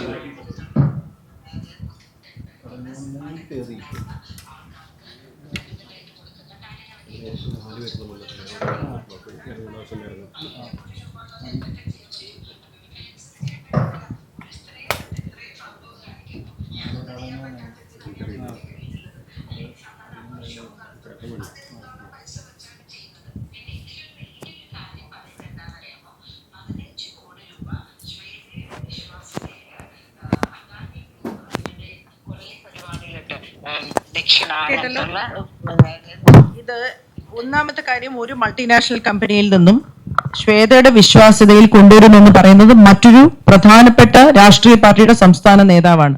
ഞങ്ങളുടെ അറിവിൽ അവർ അമ്മയുടെ മെമ്പറല്ല. അവർക്ക് അമ്മയുമായിട്ട് എന്താണ് ബന്ധം എന്നും ഞങ്ങൾക്കറിയില്ല. ഞങ്ങൾക്ക് മൾട്ടിനാഷണൽ കമ്പനിയുടെ 15 കോടി രൂപ ആവശ്യമില്ല എന്നതാണ് ഞങ്ങളുടെ പ്രധാനപ്പെട്ട ഒരു കാര്യം. ഇത് സംസ്ഥാന നേതാവാണ്, മുൻ കൗൺസിലറാണ്, ശ്രീമതി പത്മജ എന്നാണ് ഞാൻ മനസ്സിലാക്കുന്നത്. വീഡിയോ ഞാൻ അയച്ചു തരാം ആർക്കെങ്കിലും താല്പര്യമുണ്ടെങ്കിൽ. അപ്പം ഇവര് എങ്ങനെയാണ് ഈ വിഷയം സംസാരിക്കുന്നത്? ഇവര് അമ്മയുടെ നേതാവാണോ? ശ്വേത പലവട്ടം പറഞ്ഞു അവർ കോൺഗ്രസ് ആണ്. അവർക്ക് കോൺഗ്രസ് ആകാം, BJP ആകാം, CPM ആവാം, അല്ലെങ്കിൽ CPI ആകാം. ഞങ്ങൾക്ക് ആർക്കും അതിൽ ഒരു വിരോധവും ഇല്ല, ഒരു അയിത്തവുമില്ല. ഇതെല്ലാം തന്നെ ജനാധിപത്യ രീതിയിൽ ഇന്ത്യയിൽ ഉള്ള പാർട്ടികളാണ്. പക്ഷേ ഇവിടെ ഇതിൻ്റെ അജണ്ടകൾ നടപ്പിലാക്കാൻ ശ്രമിക്കുമ്പോൾ അത് ഞങ്ങൾ എതിർക്കും. അത് ചോദ്യം ചെയ്യുന്ന ഒരാളായിരുന്നു അൻസിബ. അൻസിബ എന്ന മുസ്ലിം നാമധാരിയായ വ്യക്തിയെ വർഗീയവാദിയാക്കി, ജിഹാദിയാക്കി അവിടെ നിന്ന് ഓടിക്കാനുള്ള ശ്രമമാണ് അവിടെ നടന്നുകൊണ്ടിരുന്നത്. അവരെ ഹിന്ദു അമ്പലത്തിൽ നിന്നും പണം വാങ്ങിച്ചതിന്റെ പേരിൽ അവര് വർഗീയത നടപ്പിലാക്കി എന്ന് വ്യക്തിപരമായി ഓരോരുത്തരെയും വിളിച്ചു പറഞ്ഞ് അവിടെ ഒരു ധ്രുവീകരണം ഉണ്ടാക്കാൻ ശ്രമിക്കുന്നു എന്നുള്ളതിന് എനിക്ക് ആരോപണമല്ല, എൻ്റെ അനുഭവമാണ്. എന്നെ വിളിച്ച് എന്താണ്, പലവട്ടം നിങ്ങൾ കേട്ടിട്ടാണ് മാലാപാർവതിയാണ് ഗൂഢാലോചനയുടെ പിന്നിലെന്ന് നിങ്ങൾ പലവട്ടം കേട്ടിട്ടുണ്ട്. എന്താണ് ആ ഗൂഢാലോചന? എന്തുകൊണ്ടാണ് ശ്വേത എനിക്ക് മൈക്ക് തരാതെ വട്ടം പിടിച്ചു തന്നത്? ജനറൽ ബോഡി ഞാൻ സംസാരിക്കാൻ പാടില്ല, മീഡിയ പോ എന്താണ് പറയുന്നത്? ഇത് ഞാൻ പറയുന്നത് ഇന്ന് രമേശ് പിഷാരടിയുടെ ഒരു ഫോൺ സംഭാഷണം ഒരു അജണ്ടയോടുകൂടി അവർ പുറത്തുവിട്ടതിന് ശേഷം അവർക്ക് ആ മാന്യത കൊടുക്കേണ്ടതില്ല. അതുകൊണ്ടാണ് വ്യക്തിപരമായ ഒരു സംഭാഷണം, അതിനൊരു തെളിവ് കൂടിയുണ്ട്, ഒരാൾ കൂടി ആ ഫോൺ കോളിൽ ഉണ്ടായിരുന്നു എന്നുള്ള ധൈര്യത്തിലാണ് ഞാൻ ഇത് പറയുന്നത്. അൻസിബയുടെ വിഷയം വിളിച്ചപ്പോൾ എന്നോട് പറഞ്ഞത് അവർ 4 പേരെ കൺവേർട്ട് ചെയ്യാൻ നോക്കി. അപ്പൊ ഞാൻ പറഞ്ഞു, ശ്വേത എന്ത് സംസാരിക്കുന്നത്, അങ്ങനെ സംസാരിക്കല്ലേ, അങ്ങനെ സംസാരിക്കരുത്. അല്ല ചേച്ചി, അങ്ങനെയാണ് ഇങ്ങനെയാണ്, ഒരു പ്രൊഡക്ഷൻ കൺട്രോളർ മറ്റൊന്ന് മറിച്ചത് എന്നൊക്കെ പറഞ്ഞിട്ട് യൂഷ്വലി ഇവിടെ ഒരു സംഭവം തുടങ്ങി. അപ്പൊ ഞങ്ങൾ തമ്മിൽ ഒരു ചെറിയ തർക്കം ഉണ്ടാവുകയും ഞാൻ പറഞ്ഞു, ഇതൊരു സാമൂഹ്യ വിഷയമാണ്, ഇത് അമ്മയുടെ വിഷയമല്ല, ഇത് ഞാൻ പുറത്ത് പറയും നിങ്ങൾ ഇങ്ങനെ തുടങ്ങുകയാണെങ്കിൽ എന്ന് പറഞ്ഞപ്പോൾ എന്നോട് അവര് പറഞ്ഞത്, നിങ്ങൾ സിനിമ ഇൻഡസ്ട്രിയിൽ ഉണ്ടാവില്ല, you will be out of this industry. Chechi, I am telling you because I love you. You don't know what you are getting into. Please stay away. And I know when you decide on something, you get into this one track and you crash land. So you don't know what you are getting into. I am asking you to stop. Do not interfere in Ansiba's issue. എന്താണ് ആ വരിയുടെ അർത്ഥമെന്ന് വളരെയധികം ആലോചിച്ചതിന് ശേഷമാണ് ഈ production controller എന്ന് പറയുന്ന വ്യക്തിയെ ഞാൻ ഫോൺ ചെയ്യുന്നത്. എന്താണ് അവിടെ നടന്നതെന്ന് പറഞ്ഞപ്പോൾ ഒരു ഓർമ്മപ്പെടുത്തൽ വേണ്ടാതെ, ഒരു സംശയത്തിനിടയില്ലാതെ 2023 നടന്ന ഒരു സിനിമയുടെ കാര്യം അദ്ദേഹം പറയുക. അവിടെ വെച്ച് അൻസിബ ഒരു നോമ്പെടുത്തു എന്നും അതിനോടൊപ്പം ഈ അദ്ദേഹത്തിന്റെ മകനായ അഭിനയിക്കാൻ വന്നതോ അസിസ്റ്റന്റ് ഡയറക്ടറായിട്ട് അദ്ദേഹത്തിന്റെ സംവിധായകൻ എന്നെ വളരെയധികം മോശമായി പറയുന്നുണ്ട്. അവിടെ ഒരു നോമ്പ് തുറന്നു എന്നും അത്രയും മാത്രം നടന്ന ഒരു കാര്യത്തിനെ 2026 ഇവരുടെ എക്സിക്യൂട്ടീവ് കമ്മിറ്റിയിലെ ഒരു വാട്സപ്പ് ചാനൽ ഭീഷണിയുടെ സ്വരത്തിൽ ഉപയോഗിച്ചത് എന്തിനാണ് ജിനിറ്റോ? അത് ചോദിക്കുന്ന സമയത്ത് ശ്വേത പറയുന്നത്, ചേച്ചി do you want Tini to end up in jail? അപ്പൊ ഞാൻ പറഞ്ഞു, തിഹാർ ജയിലിൽ അൻസിബ പോയ കുറച്ച് പ്രശ്നമില്ലേ എന്ന് ഞാൻ തിരിച്ചു ചോദിച്ചു. അങ്ങനെ ഞങ്ങൾ തമ്മിലുണ്ടായ ഒരു തർക്കം, അന്ന് മുതലാണ് ഞാനൊരു ഗൂഢാലോചനക്കാരിയായത്. ഗൂഢാലോചനയൊന്നുമില്ല, ആലോചന നടത്തിയിട്ടുണ്ട് തീർച്ചയായിട്ടും. കാരണം ഇങ്ങനെ ഒരു സംഘമല്ല അമ്മയെ ഭരിക്കേണ്ടത്. ധ്രുവീകരണം നടത്തുന്ന, വർഗീയവാദം നടത്തുന്ന, മനുഷ്യരെ ഒന്നായി കാണാൻ പറ്റാത്ത, ജാതി മതങ്ങളെ ഒന്നായി കാണാൻ പറ്റാത്ത, കലാകാരന്മാരുടെ ഇടയിൽ ധ്രുവീകരണം നടത്തുന്ന ആൾക്കാരല്ല അത് ഭരിക്കേണ്ടത്. എന്റെ വിശ്വാസമാണ്. കേരളം അങ്ങനെ തന്നെയാണെന്നാണ് ഞാൻ ഇപ്പോഴും വിശ്വസിക്കുന്നത്. ആ കേരളത്തിനോട് ഒരു ഉത്തരവാദിത്വമുള്ളത് കൊണ്ട് അവിടെ നടക്കാൻ ഉദ്ദേശിക്കുന്ന കാര്യം നാളെ വരാനിരിക്കുന്ന ഒരു കേരള സ്റ്റോറിയാണ് എന്ന് മനസ്സിലായതുകൊണ്ടും അതിനെ എതിർക്കണമെന്നുള്ള ഉത്തമ വിശ്വാസത്തിലുമാണ് ഞാൻ അവിടെ പ്രതികരിച്ചത്. നാളെ നിങ്ങളൊന്ന് ആലോചിച്ച് നോക്കുക, സ്ക്രിപ്റ്റ് ഒരു സിനിമ നടി, തട്ടമിടാത്ത, ഒരു തരത്തിലും ജാതി മതങ്ങളൊന്നുമില്ല, അമ്പലത്തിൽ വരെ പോകുന്ന ഒരു മലപ്പുറംകാരി മുസ്ലിം, അവിടെ മത പരിവർത്തനം നടത്താൻ ശ്രമിക്കുന്നു എന്നൊരു കഥ ഒരു സിനിമയായിട്ട് വന്നാൽ നോർത്ത് ഇന്ത്യയിലൊക്കെ നന്നായി ഓടും. ഈ കഥയാണ് അവിടെ സൃഷ്ടിക്കപ്പെടുന്നതെന്ന് മനസ്സിലായത് കൊണ്ടാണ് ഞാൻ ഇത് വളരെയധികം എതിർത്തത്. ഇത് പറയരുതെന്നും പറയണ്ടെന്നും വിചാരിച്ച് തന്നെയാണ് ഇരുന്നത്. അത് മറ്റു കാര്യങ്ങളിലൂടെ പുറത്തു വന്നുകൊണ്ടേയിരിക്കും. കണക്കിന്റെ കാര്യമായിട്ടും അങ്ങനെയൊക്കെ, കണക്കിന്റെ കാര്യവും മറ്റു കാര്യവും ഒക്കെ അവിടെ നിൽക്കട്ടെ, അതൊക്കെ ഉണ്ട്, കണക്ക് തെറ്റ് തന്നെയാണ്. പക്ഷെ ഇത് ചോദിക്കുന്ന സമയത്ത് ഞങ്ങൾ കുറച്ചു പേര് ഈ കാര്യങ്ങളെ ഞങ്ങളെ ഏൽപ്പിക്കും, ഞങ്ങൾ ഇതൊക്കെ ശരിയാക്കട്ടെ, ഞങ്ങൾ കുറച്ചു പേര് ഞങ്ങൾക്ക് മാത്രമായി ഉത്തരവാദിത്തങ്ങൾ തരും, അൻസിബയെ പുറത്താക്കൂ. ആദ്യത്തെ ദിവസം വന്നപ്പോൾ അവരുടെ ബോഡി ലാംഗ്വേജ് അൻസിബയെ പുറത്താക്കാൻ വേണ്ടിയുള്ളതായിരുന്നു. അൻസിബ പുറത്തായില്ലെന്ന് മാത്രമല്ല, അൻസിബയുടെ സംസാരത്തിൽ മുഴുവൻ ജനറൽ ബോഡി അംഗങ്ങളും അൻസിബ പറഞ്ഞത് മനസ്സിലാക്കി അൻസിബയുടെ കൂടെ നിന്നു എന്നുള്ളതാണ് സത്യം. ഞാൻ പറഞ്ഞ കാര്യങ്ങളൊന്നും അവർക്ക് അറിയില്ല കേട്ടോ, ഇതൊന്നും ഞാൻ ജനറൽ ബോഡി പറഞ്ഞിട്ടുള്ള കാര്യങ്ങളല്ല. പക്ഷേ അൻസിബ പറഞ്ഞ പല കാര്യങ്ങളും അവർക്ക് ബോധ്യപ്പെട്ടതിന്റെ അടിസ്ഥാനത്തിൽ അൻസിബയോടൊപ്പം നിന്നു. ഇവർക്ക് ഉത്തരവില്ലാതെ ആയി എന്നുള്ളത് സത്യമാണ്. അതിന് ബാബുരാജ് ഒരു ആരോപണം മുന്നോട്ട് വെച്ചു, ഒരു പ്രത്യേക പാർട്ടിയിൽ നിന്നും 2 കോടി രൂപ വാങ്ങിയില്ലേ. ഇത് ജനറൽ ബോഡി സീരിയസ് ആയിട്ട് എടുത്തൊരു ആരോപണമൊന്നുമല്ല. പിറ്റേ ദിവസം ലക്ഷ്മിപ്രിയ പറയുമ്പോഴാണ് നമ്മൾ ഇത് ഇത്ര ഗൗരവം ഉണ്ടായിരുന്നോ എന്ന് ആലോചിക്കുന്നത്. അപ്പോൾ ഇവര് ഇറങ്ങി ഓടിയിരുന്നു. എന്തിനാണ് ഓടുന്നത്? നമ്മളൊരു അനാവശ്യമായ ആരോപണം പറഞ്ഞാൽ തിരിഞ്ഞു നിന്ന് താൻ ആരോടൊന്നല്ലേ തിരിച്ചു ചോദിക്കുക. അങ്ങനെ ചോദിക്കാതെ അവരിറങ്ങി ഓടിയത് എന്തിനാണ്? നമുക്ക് മനസ്സിലാവുന്നില്ല അവരെന്തിനാണ് അങ്ങനെ ഓടിയതെന്ന്. അതിനുശേഷം ഞാൻ പോവുകയാണ്, അംഗത്വം രാജിവെച്ച് പോവുകയാണെന്ന് പ്രഖ്യാപിച്ച് അവർ പോയി. അപ്പോ അങ്ങനെ ഒരു സാഹചര്യത്തിൽ ഇതൊരു ഞാനും എൻ്റെ അംഗങ്ങളും രാജിവെക്കുന്നു എന്നാണ് പറഞ്ഞത്. അംഗങ്ങളും ഞാനും എൻ്റെ അംഗങ്ങളും എന്ന് പറയുമ്പോൾ അംഗങ്ങളെല്ലാം അവിടെ ഉണ്ട്. അവരാരും തിരിച്ചു വന്ന് ഞങ്ങളില്ലാത്തുണ്ടെന്ന് പറഞ്ഞില്ല. അവർ രാജിവെച്ചതിന് ശേഷം ജനറൽ ബോഡിയാണ് അപ്പെക്സ് ബോഡി. നിങ്ങൾക്ക് നോക്കാം, Travancore Kochi literary and scientific registration society act ആണ് പാരന്റ് ആക്ട്. അതിൽ പറയുന്നത് അപ്പെക്സ് ബോഡിക്ക് തീരുമാനമെടുക്കാം. മാസ റെസിഗ്നേഷനും അബാൻമെന്റും വന്നു കഴിഞ്ഞാൽ അപ്പെക്സ് ബോഡിയാണ് തീരുമാനമെടുക്കേണ്ടത്. അപ്പെക്സ് ബോഡി ജനറൽ ബോഡിയാണ്. ശ്വേതയുടെ തന്നെ വാക്കിൽ പറഞ്ഞാൽ ഞങ്ങളുടെ കോർട്ട്. എല്ലാവരും കൂടെ തീരുമാനമെടുത്തു പുതിയൊരു സമിതിയെ ഏൽപ്പിക്കാൻ. ആ സമിതിയുടെ അധ്യക്ഷനെ അല്ലെങ്കിൽ കൺവീനറിനെയാണ് ഇന്നലെ മ്ലേച്ഛമായ ഒരു ഫോൺ കോൾ ചോർത്തിക്കൊണ്ട് കോടതിയിൽ പോയി ഒഴിവാക്കിയത്. ഞങ്ങൾ കയ്യും കാലം പിടിച്ചാണ് രമേശ് പിഷാരടി അവിടെ ഇരുത്തിയത്. രമേശിന്റെ ഒരു നയം, അനുരഞ്ജനം, എല്ലാവരെയും ഒരുമിച്ച് കൊണ്ടുപോകാൻ പറ്റും ഞങ്ങൾ വിശ്വസിച്ചതിന്റെ അടിസ്ഥാനത്തിൽ. അല്ലാതെ അദ്ദേഹം അവിടെ കോൺഗ്രസ്സുകാരനാണ്, പക്ഷെ കോൺഗ്രസ് അവിടെ കളിക്കില്ല എന്ന ഉത്തമ വിശ്വാസമുണ്ട്. അതാണ് ഞാൻ നേരത്തെ പറഞ്ഞത്, ഞങ്ങൾക്ക് രാഷ്ട്രീയത്തിനോട് ഐക്യമില്ല. BJP ആയിട്ടുള്ള ആൾക്കാരുണ്ട് അവിടെ, ബഹുമാനിക്കുന്നു, ആദരിക്കുന്നു. CPM-കാരുണ്ട്, ബഹുമാനിക്കുന്നു, ആദരിക്കുന്നു. പക്ഷെ ഈ വർഗീയവൽക്കരണം ബോളിവുഡിലൊക്കെ നടന്നിട്ടുള്ളത് പോലെ സിനിമാ സംഘടനകളെ പിടിച്ചുകൊണ്ട് സിനിമയെ മാറ്റിക്കൊണ്ട് ഒരു നാട്ടിൽ വർഗീയവൽക്കരിക്കാൻ ശ്രമിക്കുന്ന ഈ ശ്രമത്തിനെ മുളയിലെ നുള്ളാൻ ശ്രമിച്ചു എന്നുള്ള ഗൂഢാലോചന കുറ്റമുണ്ടെങ്കിൽ അത് ഞാൻ ചെയ്തിട്ടുണ്ട്. അതിന് ഞാൻ അശ്ലീല വാക്കുകൾ ഉപയോഗിച്ചിട്ടില്ല, രൂക്ഷമായി സംസാരിച്ചിട്ടുണ്ട്. ഇതാണ് എനിക്ക് പറയാനുള്ളത്. നിങ്ങളുടെ ചോദ്യങ്ങൾ ഞാൻ എടുക്കാം.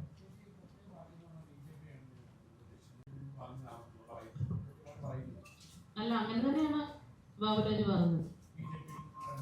അങ്ങനെ പറഞ്ഞു, അങ്ങനെ തന്നെ പറഞ്ഞു. കാൻഡിഡേറ്റ്സിനെ മത്സരിക്കാൻ കൊടുക്കാം എന്ന് പറഞ്ഞിട്ട്, സ്ഥാനാർത്ഥികളെ കൊടുക്കാമെന്ന് പറഞ്ഞിട്ട് അങ്ങനെ പറഞ്ഞത്. പക്ഷെ അതുകൊണ്ടൊന്നും അവർക്ക് ക്ലിയർ ചെയ്യായിരുന്നല്ലോ. അങ്ങനെ അവർ വാങ്ങിയിട്ടില്ലായിരുന്നെങ്കിൽ ജനറൽ ബോഡിയല്ലേ. ശ്വേതാ മേനോൻ എപ്പോഴും സംസാരിക്കുന്നത്, മീഡിയയുടെ മുമ്പിൽ വന്ന് സംസാരിക്കുന്നത്, ഞങ്ങളുടെ കോടതി എന്ന് പറയുന്നത് ജനറൽ ബോഡിയാണ്, അമ്മയുടെ ജനറൽ ബോഡിയാണ്. ആ ജനറൽ ബോഡിയിൽ ജനറൽ ബോഡി എന്ത് തീരുമാനിച്ചാലും ഞങ്ങൾ അംഗീകരിക്കും എന്നാണ് പറഞ്ഞിട്ടുള്ളത്. അപ്പൊ ആ കോടതിയുടെ മുമ്പിൽ അങ്ങനെ ഒരു ആരോപണം വരുമ്പോൾ അവിടെ ക്ലിയർ ചെയ്തേ. അവിടെ ക്ലിയർ ചെയ്ത അടുത്ത സെക്കൻഡില് അവരിറങ്ങി പോവുകയാണ്. ഞാൻ അംഗത്വം കൂടെ രാജിവെക്കാമെന്ന് പറഞ്ഞിട്ട് ഇറങ്ങി പോവുക ചെയ്തത്. എന്നിട്ട് പുറത്ത് വന്നിട്ട് മീഡിയയിൽ പറഞ്ഞത്, ഞങ്ങൾ രാജിവെക്കുന്നു, ഞാൻ അംഗത്വം രാജിവെച്ചു, ഞാനും എന്റെ കമ്മിറ്റി രാജിവെച്ചു, എനിക്ക് പാവയായിരിക്കാൻ സാധിക്കില്ല, എനിക്ക് പാവയായി ഇവിടെ ഇരുന്ന് ഭരിക്കാൻ സാധിക്കില്ല എന്നാണ് പറഞ്ഞത്. അത് അങ്ങനെ പറയാൻ എന്താണ് കാരണം? അങ്ങനെ അവർ ആരാണ് പാവയായിട്ട് ഈ ഭരണസമിതി ചുമതലയേറ്റതിന് ശേഷം 10 മാസം അവരാരാണ്? അമ്മയിലെ ഏത് അംഗങ്ങളാണ് അവരുടെ ഭരണത്തിൽ ഇന്റർഫിയർ ചെയ്ത് നിങ്ങൾ ഇങ്ങനെ ഭരിക്കണം, നിങ്ങൾ ഇങ്ങനെ ഞങ്ങൾ പറയുന്ന പോലെ അനുസരിക്കണം എന്ന് പറഞ്ഞ് അങ്ങനെ ആരെങ്കിലും പറഞ്ഞിട്ടുണ്ടായിരുന്നെങ്കിൽ അത് ജനറൽ ബോഡിയിൽ പറയണ്ടേ? ഞങ്ങൾക്ക് അറിയണോ അത്? അങ്ങനെ പറഞ്ഞിട്ട് അവിടെ പറയാതെ ഇപ്പോഴും അതൊരു നിഗൂഢതയായിട്ട് വെച്ചിട്ട് പറയുകയാണ്. അവർ ആദ്യത്തെ പത്രസമ്മേളനം കഴിഞ്ഞ് ഭരണത്തിൽ വന്നു. ആദ്യത്തെ പത്രസമ്മേളനത്തിൽ എന്താ പറഞ്ഞത്? ഞങ്ങൾ അതിജീവിതയെ തിരിച്ചു കൊണ്ടുവരും, പുറത്തുപോയ എല്ലാ സ്ത്രീകളെയും ഞങ്ങൾ തിരിച്ചു വിളിക്കുമെന്ന് പറഞ്ഞു. പിറ്റേ ദിവസം തന്നെ അവർ തിരിച്ചു പറഞ്ഞു ചില അംഗങ്ങൾക്ക് എതിർപ്പുണ്ട്. ആർക്കാണ് എതിർപ്പ്? അതൊക്കെ അറിയാം, ഞങ്ങൾക്കും ഉണ്ട്. അതിന് ജനറൽ ബോഡിയിൽ പറയണ്ടേ? അല്ലെ അംഗങ്ങൾക്ക് കത്തയക്കണ്ടേ? ഞാൻ ഇങ്ങനെ പത്രസമ്മേളനം നടത്തിയതിനു ശേഷം എനിക്ക് ആ കാര്യം ചെയ്യാൻ പറ്റുന്നില്ല, ഇന്ന അംഗങ്ങൾ എന്നെ വിളിച്ച് ഭീഷണിപ്പെടുത്തുന്നു, അത് പറയാൻ പാടില്ല, അങ്ങനെ ചെയ്യാൻ പാടില്ല എന്ന് പറയും. അത് അംഗങ്ങളായി ഞങ്ങൾക്ക് അറിയണ്ടേ? അതൊന്നും അവർ പറയുന്നില്ല. ഇങ്ങനെ മാറി മാറി മാറി മാറി സംസാരിച്ചുകൊണ്ടിരിക്കുകയാണ്. അത് കൂടാതെ തന്നെ എനിക്കറിയാൻ കഴിഞ്ഞത്, ഞങ്ങൾക്ക് എല്ലാവർക്കും അറിയാൻ കഴിഞ്ഞിട്ടുള്ളത്, പിന്നെ ഈ പറയുന്ന അതിജീവിതയോ പുറത്തുപോയ സ്ത്രീകളെ ഔദ്യോഗികമായിട്ട് ഇവരൊരു ഫോൺ കോൾ പോലും ചെയ്ത് ചോദിച്ചിട്ടില്ല എന്നുള്ളതാണ് എനിക്ക് അറിയാൻ കഴിഞ്ഞത്. പിന്നെ ഗൂഢാലോചന മാല മാത്രമല്ല, ജനറൽ ബോഡിയിൽ തന്നെ പറഞ്ഞു ഇവിടെ ഗൂഢാലോചനയാണ്, ഞങ്ങളെ പുറത്താക്കാൻ ഗൂഢാലോചന നടത്തി. ആരാണ് ഗൂഢാലോചന നടത്തിയെന്ന് ഞാൻ എഴുന്നേറ്റ് ചോദിച്ചു. ആരാണ് ഗൂഢാലോചന നടത്തിയത്? യു എന്ന് പറഞ്ഞിട്ട് ഷൗട്ട് ചെയ്യുന്നത്. ഗൂഢാലോചന എന്ന് വെച്ചാല് നമ്മളെ ഒരു ഇംപീച്ച്മെന്റ് അല്ലെങ്കിൽ ഒരു അവിശ്വാസ പ്രമേയം എന്ന് പറയുന്നത് ജനറൽ ബോഡിയുടെ അവകാശമാണ്. ജനറൽ ബോഡിയുടെ അവകാശം നടപ്പിലാക്കാൻ ഞങ്ങൾ ശ്രമിച്ചിരുന്നു എന്നുള്ളത് സത്യമാണ്. ഞങ്ങൾ പരസ്പരം അങ്ങോട്ടും വിളിച്ചിട്ടുണ്ടായിരുന്നു, നിങ്ങൾക്ക് താല്പര്യമുണ്ടോ? അപ്പൊ പലരും പറഞ്ഞത് ലക്ഷ്മിപ്രിയെ പുറത്താക്കിയാൽ മതി, ചിലർക്ക് ഇവരെ മുഴുവൻ പേരും പോകണം, ഇങ്ങനെ ഉണ്ടായിരുന്നു. അപ്പൊ ഒപ്പ് ശേഖരണത്തിലേക്ക് വന്നു. 21 ദിവസം മുമ്പ് കൊടുത്താൽ മാത്രമേ ഇത് നടപ്പിലാവൂ എന്ന് ഞങ്ങൾക്ക് പറയാം. ഇവിടെ പല ജിമിൻ ടുട്ടു അടക്കം എന്നെ വിളിച്ച് ചോദിക്കുന്ന സമയത്ത് ഞാൻ പറഞ്ഞു ഇത് ഒരിക്കലും അവിശ്വാസ പ്രമേയം ആവില്ല, കാരണം 21 ഡേയ്സ് മുമ്പ് കൊടുക്കണം. പക്ഷെ ഞങ്ങൾ അന്ന് അവിടെ അത് വായിക്കാം, കാരണം ഞങ്ങൾക്ക് നോട്ടീസ് തന്നിട്ടില്ല. അപ്പൊ അതുകൊണ്ടത് വായിക്കാം എന്നുള്ള നിലയ്ക്കൊക്കെ ആലോചിച്ചിരുന്നു, പക്ഷെ വേണ്ടി വന്നില്ല. കാരണം കണക്ക് കാണിക്കാതെ ഇത് മൊത്തത്തിൽ ഡിസോൾവ് ചെയ്യുന്ന സാഹചര്യം വന്നപ്പോൾ ആ മാൻഡേറ്റ് പോയി അവർക്ക്. കണക്ക് കാണിക്കാതെ നിങ്ങൾ എല്ലാവരും ഏതെങ്കിലുമൊക്കെ സംഘടനയിൽ അംഗമായിരിക്കില്ലേ? കണക്ക് കാണിക്കാതിരിക്കാൻ ആനുവൽ ജനറൽ ബോഡിയിൽ കണക്ക് തരാതിരിക്കാൻ അവകാശമുണ്ടോ ഒരു എക്സിക്യൂട്ടീവ് കമ്മിറ്റിക്ക്? അവരവിടെ കണക്ക് കാണിക്കാതിരുന്നാൽ അതിന്റെ മാൻഡേറ്റ് നഷ്ടപ്പെട്ടു. മാൻഡേറ്റ് നഷ്ടപ്പെട്ടു കഴിഞ്ഞാൽ അവർക്ക് അവിടെ നിന്ന് പോകേണ്ടി വരും എന്നുള്ള ഒരു സാഹചര്യം വന്നപ്പോൾ അവര് ഇറങ്ങി ഓടി, അവര് രാജിവെച്ചു എന്ന് പ്രഖ്യാപിച്ചു. അംഗത്വം രാജിവെച്ചു. ഞങ്ങളോട് മാത്രമല്ല, പത്രക്കാരോട് പിറ്റേ ദിവസവും പ്രഖ്യാപിച്ചതിന് ശേഷം 20 ദിവസത്തിന് ശേഷം വന്നിട്ട് ഞങ്ങൾ തിരിച്ചു വരണം. ഒന്നുകിൽ 2 കാര്യമാണ്. എല്ലാവരും പോയി വിളിക്കുമെന്ന് വിചാരിച്ചിട്ടുണ്ടാവാം. രണ്ടാമത്, ഇതിന്റെ പിന്നിൽ പ്രവർത്തിക്കുന്ന ആരെങ്കിലും ഉണ്ടെങ്കിൽ നിങ്ങളെ അവിടെ ഇരുത്തിയതും പൈസ ഞങ്ങൾ കൊണ്ടുവരാനും തരാമെന്ന് പ്രോമിസ് ചെയ്തത് ചില കാര്യങ്ങൾ നടത്തിയെടുക്കാനാണ്. അതുകൊണ്ട് നിങ്ങൾ പോയി അവിടെ തന്നെ ഇരിക്കൂ എന്ന് പറഞ്ഞിട്ടുണ്ടാവാം എന്നും ഞാൻ സംശയിക്കുന്നു. എന്തോ ഒരു അജണ്ട നടപ്പിലാക്കാനാണ് അവർ വന്നിരിക്കുന്നത് എന്നുള്ള ഭയം കൂടുതൽ രൂക്ഷമായി ഇന്നലത്തെ ഈ തിരിച്ചുവരവിൽ അനുഭവപ്പെടുകയാണ്. ഒരു തരത്തിലും നിങ്ങൾക്ക് എല്ലാവർക്കുമാണ്. കേരളത്തിലെ ഈ പത്രക്കാർക്കറിയാം, ശ്വേത മേനോനും കുക്കു പരമേശ്വരനും വേണ്ടി എത്രത്തോളം ഞാൻ ഫൈറ്റ് ചെയ്തിട്ടുണ്ട്. ഞാനും ഉഷയും നല്ല ശത്രുക്കളായിട്ട് നിന്ന് ഫൈറ്റ് ചെയ്തിട്ടുണ്ട്, നല്ല പോലെ ഫൈറ്റ് ചെയ്തിട്ടുണ്ട്. പക്ഷെ ഗതികേട് കൊണ്ട്, നാണം കെട്ട് ആണ് നിങ്ങളുടെ അടുത്ത് ഇപ്പോ കുറ്റബോധത്തോടെ സംസാരിക്കുന്നത്. ഇതിനല്ല അവരെ അവിടെ. തീർച്ചയായിട്ടും ഇവിടെ മനുഷ്യരെ തമ്മിൽ വിഭജിക്കാനും ഇവിടെ ജാതി പറയാനും അല്ല ഞങ്ങൾ ഇവിടെ ഇരിക്കുന്നത്.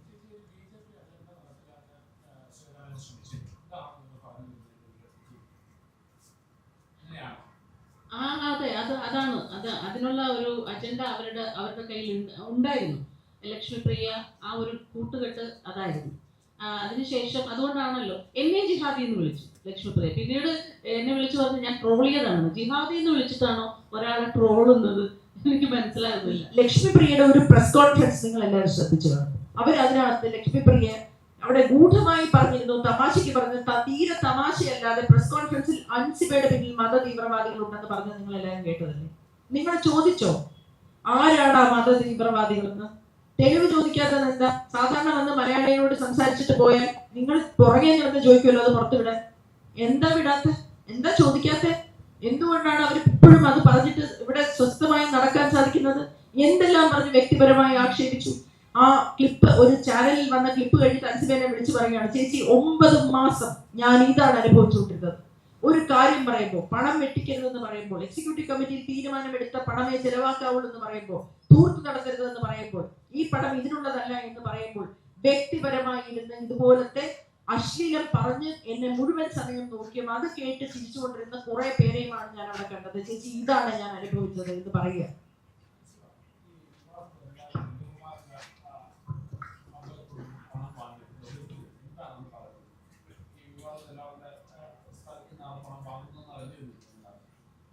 ഞാൻ ഒരു കമ്മിറ്റിയിൽ ശ്വേത ചേച്ചിയാണ് ആദ്യം കൊണ്ടുവന്നത്. അന്ന് പറഞ്ഞത് 1 കോടി എന്നായിരുന്നു. അത് എഗ്രിമെന്റ് ആയപ്പോൾ 75 ലക്ഷമായി മാറി. 25 ലക്ഷം എവിടെ പോയി എന്ന് എനിക്ക് അറിഞ്ഞു. എഗ്രിമെന്റ് ആയപ്പോൾ 75 ലക്ഷമാണ്. പക്ഷെ ഈ ഒരു കാര്യം കൊണ്ടുവന്നതിനെ ഞാൻ എതിർത്തു. നമ്മുടെ ധാർമ്മികതയ്ക്ക് ചേരുന്നതല്ല ഈ കാര്യം.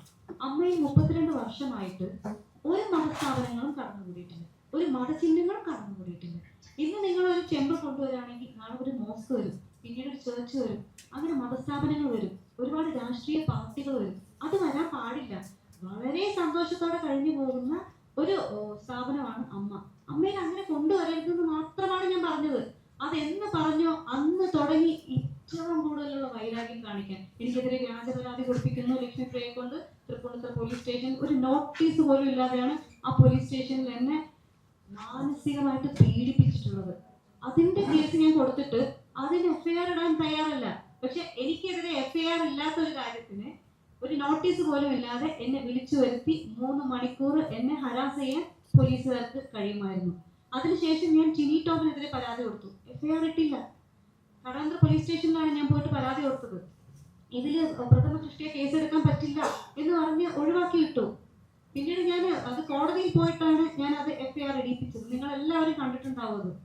അത് കഴിഞ്ഞിട്ട് ലക്ഷ്മിപ്രിയ എന്ന് പറയുന്ന വ്യക്തി ട്രെയിലർ ഇറക്കുന്നു, ടീസർ ഇറക്കുന്നു, പ്രീമിയർ ചെയ്യുന്നു, ഒരു സ്ത്രീയെ വ്യക്തിഹത്യ ചെയ്തുകൊണ്ട്. ഒന്ന് ആലോചിച്ച് നോക്കണം, കേരളത്തിലാണത് നടക്കുന്നത്.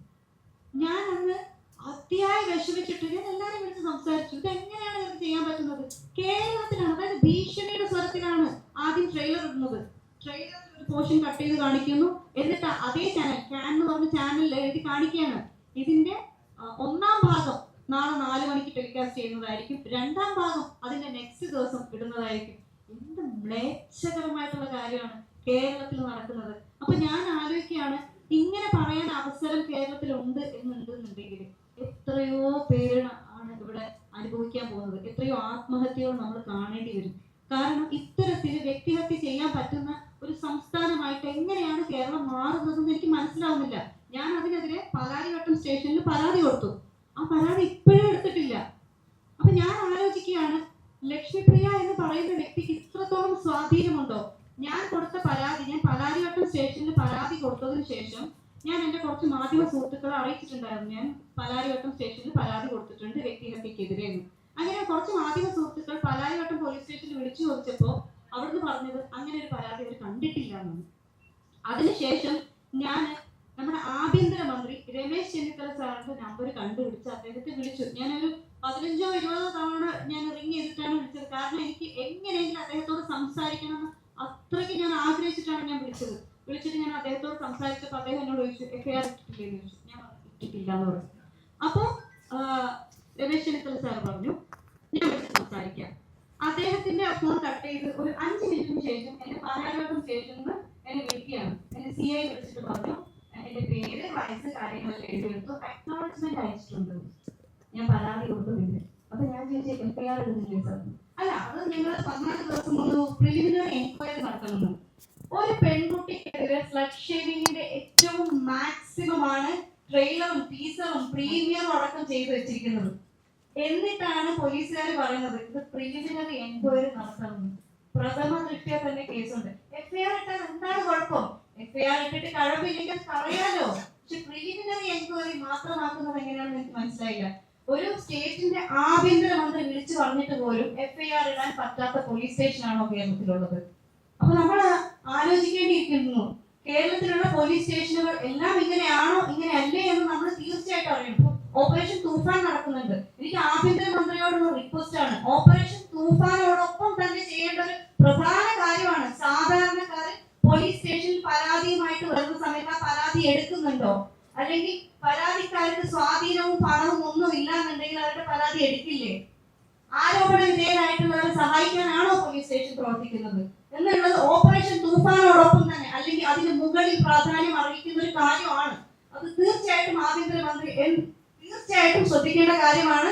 ഓപ്പറേഷൻ തൂഫാനോടൊപ്പം എല്ലാ പോലീസ് സ്റ്റേഷനുകളിലും കൃത്യമായിട്ട് കേസ് എടുക്കുന്നുണ്ടോ, കേസ് രജിസ്റ്റർ ചെയ്യുന്നുണ്ടോ, പരാതിയുമായിട്ട് വരുന്ന സ്ത്രീകൾ അപമാനിക്കുന്നുണ്ടോ എന്നുള്ള കാര്യം വ്യക്തത വരുത്തേണ്ടതാണ്, അന്വേഷിക്കേണ്ടതാണ്. ആഭ്യന്തരമന്ത്രി വിളിച്ചു പറഞ്ഞാൽ പോലും കേൾക്കാത്ത പോലീസാണോ ഇവിടെ ഉള്ളത് എന്നുള്ളത് അത്ഭുതപ്പെടുത്തുന്ന കാര്യമാണ്, ഭയപ്പെടുത്തുന്ന കാര്യമാണ്. ഞാൻ ഇതേ വിഷയം തൃക്കാക്കര മണ്ഡലത്തിലെ MLA ആയിട്ടുള്ള ഉമാ തോമസ് മാമുമായിട്ട് സംസാരിച്ചു.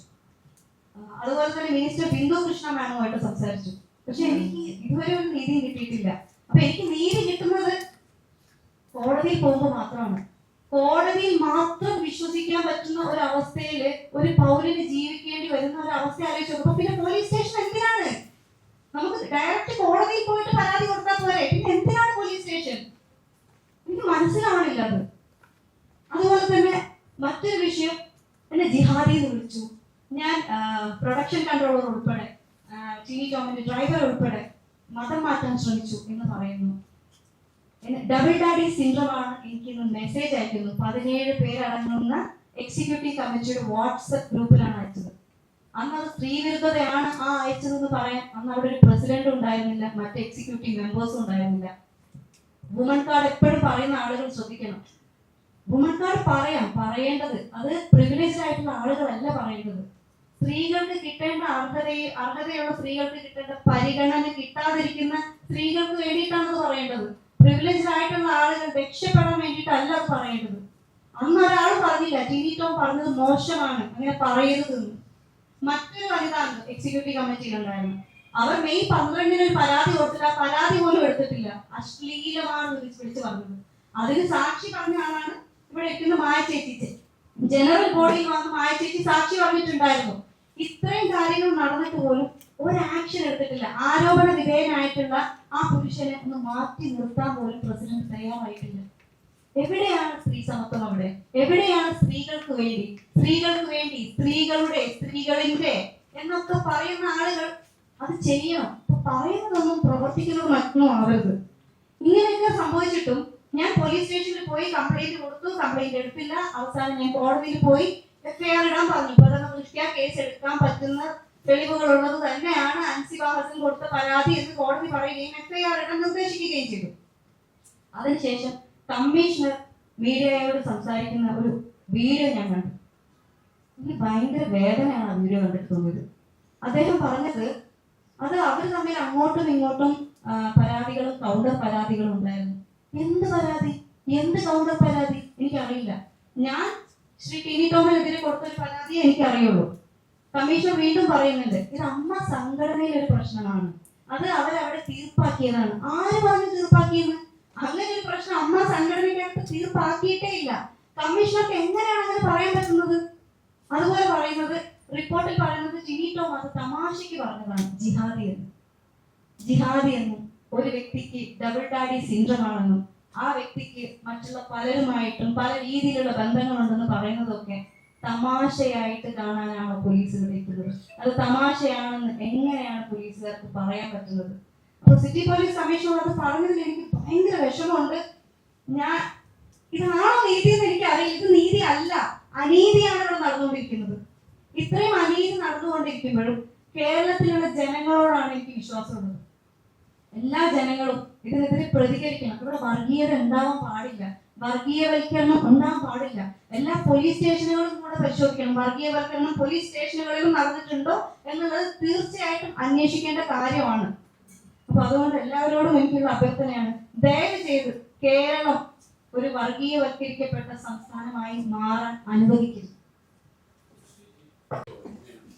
തീർച്ചയായിട്ടും ഞങ്ങൾ ആലോചിച്ച് തീരുമാനിക്കും. ഞങ്ങൾ അങ്ങനെ തന്നെയാണ് തീരുമാനിച്ചിരിക്കുന്നത്. ഇപ്പോൾ ഞങ്ങൾ എല്ലാവരും അതിന് തയ്യാറാണ്. ഇപ്പൊ ഇവിടെ ഉള്ളവർ ബാക്കിയുള്ളവരുമായിട്ട് ബന്ധപ്പെടും. അവരിനി ഓഫീസിൽ വരുമോ എന്ന് എനിക്ക് തോന്നുന്നില്ല. വരുമോ? കോടതി വിധിയുമായിട്ട് വരികയാണെങ്കിൽ നമുക്കത് വേറെ പോലെ ആയിരിക്കും. അങ്ങനെ കോടതി ഇല്ല, അങ്ങനെയല്ല. രമേശ് പിഷാരടിയെ മാത്രം മാറ്റി നിർത്തിക്കൊണ്ടാണ് നിങ്ങളുടെ ഇന്നത്തെ വാക്ക്. ഇല്ല, രമേശ് പിഷാരടിക്ക് കൺവീനർ സ്ഥാനത്ത് നിന്ന് തുടരാനുള്ള അർഹത മാറ്റിയെന്ന് മാത്രമേ ഉള്ളൂ. അഡ്വോ കമ്മിറ്റി അങ്ങനെ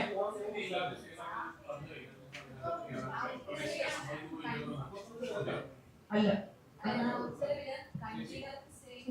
കൺവീനർ സ്റ്റേ, അതായത് ഒന്നാമത്തെ കാര്യം ഈ അഡ്വോ കമ്മിറ്റി എന്ന് പറയുന്ന എല്ലാ മെമ്പേഴ്സും ഒരുപോലെയാണ്. അവിടെ പ്രസിഡന്റ് പോയാൽ ബാക്കിയുള്ളവർ പോയി അർത്ഥം. കൺവീനർക്ക് മാത്രമാണ് സ്റ്റേ. അപ്പൊ പുള്ളി രാജിവെച്ച കഴിഞ്ഞ പ്രശ്നം.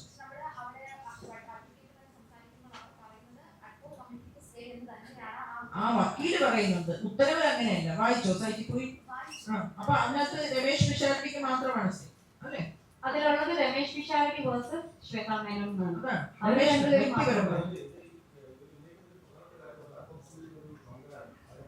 അതെ, അതായത് ഞാനതാ പറഞ്ഞത് അഡ്വോ കമ്മിറ്റി എന്നൊരു സംവിധാനം ജനറൽ ബോഡി നമ്മുടെ ജനറൽ ബൈലോയിൽ ഇല്ല എന്ന് തന്നെ ഇരിക്കട്ടെ. ഇല്ല, ശരി. പക്ഷെ ഒരു അസാധാരണ സിറ്റുവേഷൻ ഉണ്ടായി. അവർ മാസ് റിസൈൻ ചെയ്തു, അവരെ അബാൻഡൻ ചെയ്തു. ഭരണസമിതിയിൽ വെച്ച് റെസിഗ്നേഷൻ ഉറപ്പാക്കേണ്ടത് ജനറൽ ബോഡി പറഞ്ഞാൽ മതി. ജനറൽ ബോഡി അപ്പെക്സ് ബോഡിയാണ്. അല്ല, രേഖാമൂലം വേണം എന്ന് പറഞ്ഞാൽ മിനിറ്റ്സ് ബുക്ക് അവരുടെയാണ്. അവർ എഴുതാൻ തയ്യാറല്ല, മിനിറ്റ്സ് ബുക്ക് തരാൻ തയ്യാറല്ല, ഒന്നും തരാൻ തയ്യാറല്ല. ഞങ്ങൾ ആരും ഇവര് രാജിവെക്കെന്ന് വിചാരിച്ചു തുടങ്ങിയ ഒരു സംഭവം അല്ലല്ലോ ഇത്. മിനിറ്റ്സ് ബുക്ക് തരാതെ അവർ വീട്ടിൽ കൊണ്ടുവച്ച് കാണുന്നില്ല എന്നൊക്കെ പറയുന്നത്. താക്കോല് കാണുന്നില്ല, മിനിറ്റ്സ് ബുക്ക് കാണുന്നില്ല. എന്ത് ഉത്തരവാദിത്തമാണെന്ന് എനിക്ക് മനസ്സിലാകുന്നില്ല. ഇതൊക്കെ നമ്മള് എന്താ പറയാ, ഒരു അങ്ങോട്ടും ഇങ്ങോട്ടും ഒരു സംഘടനയിൽ ഇരിക്കുമ്പോഴത്തേക്ക് ഇത് കുട്ടികൾ പറയുന്നത് പോലെ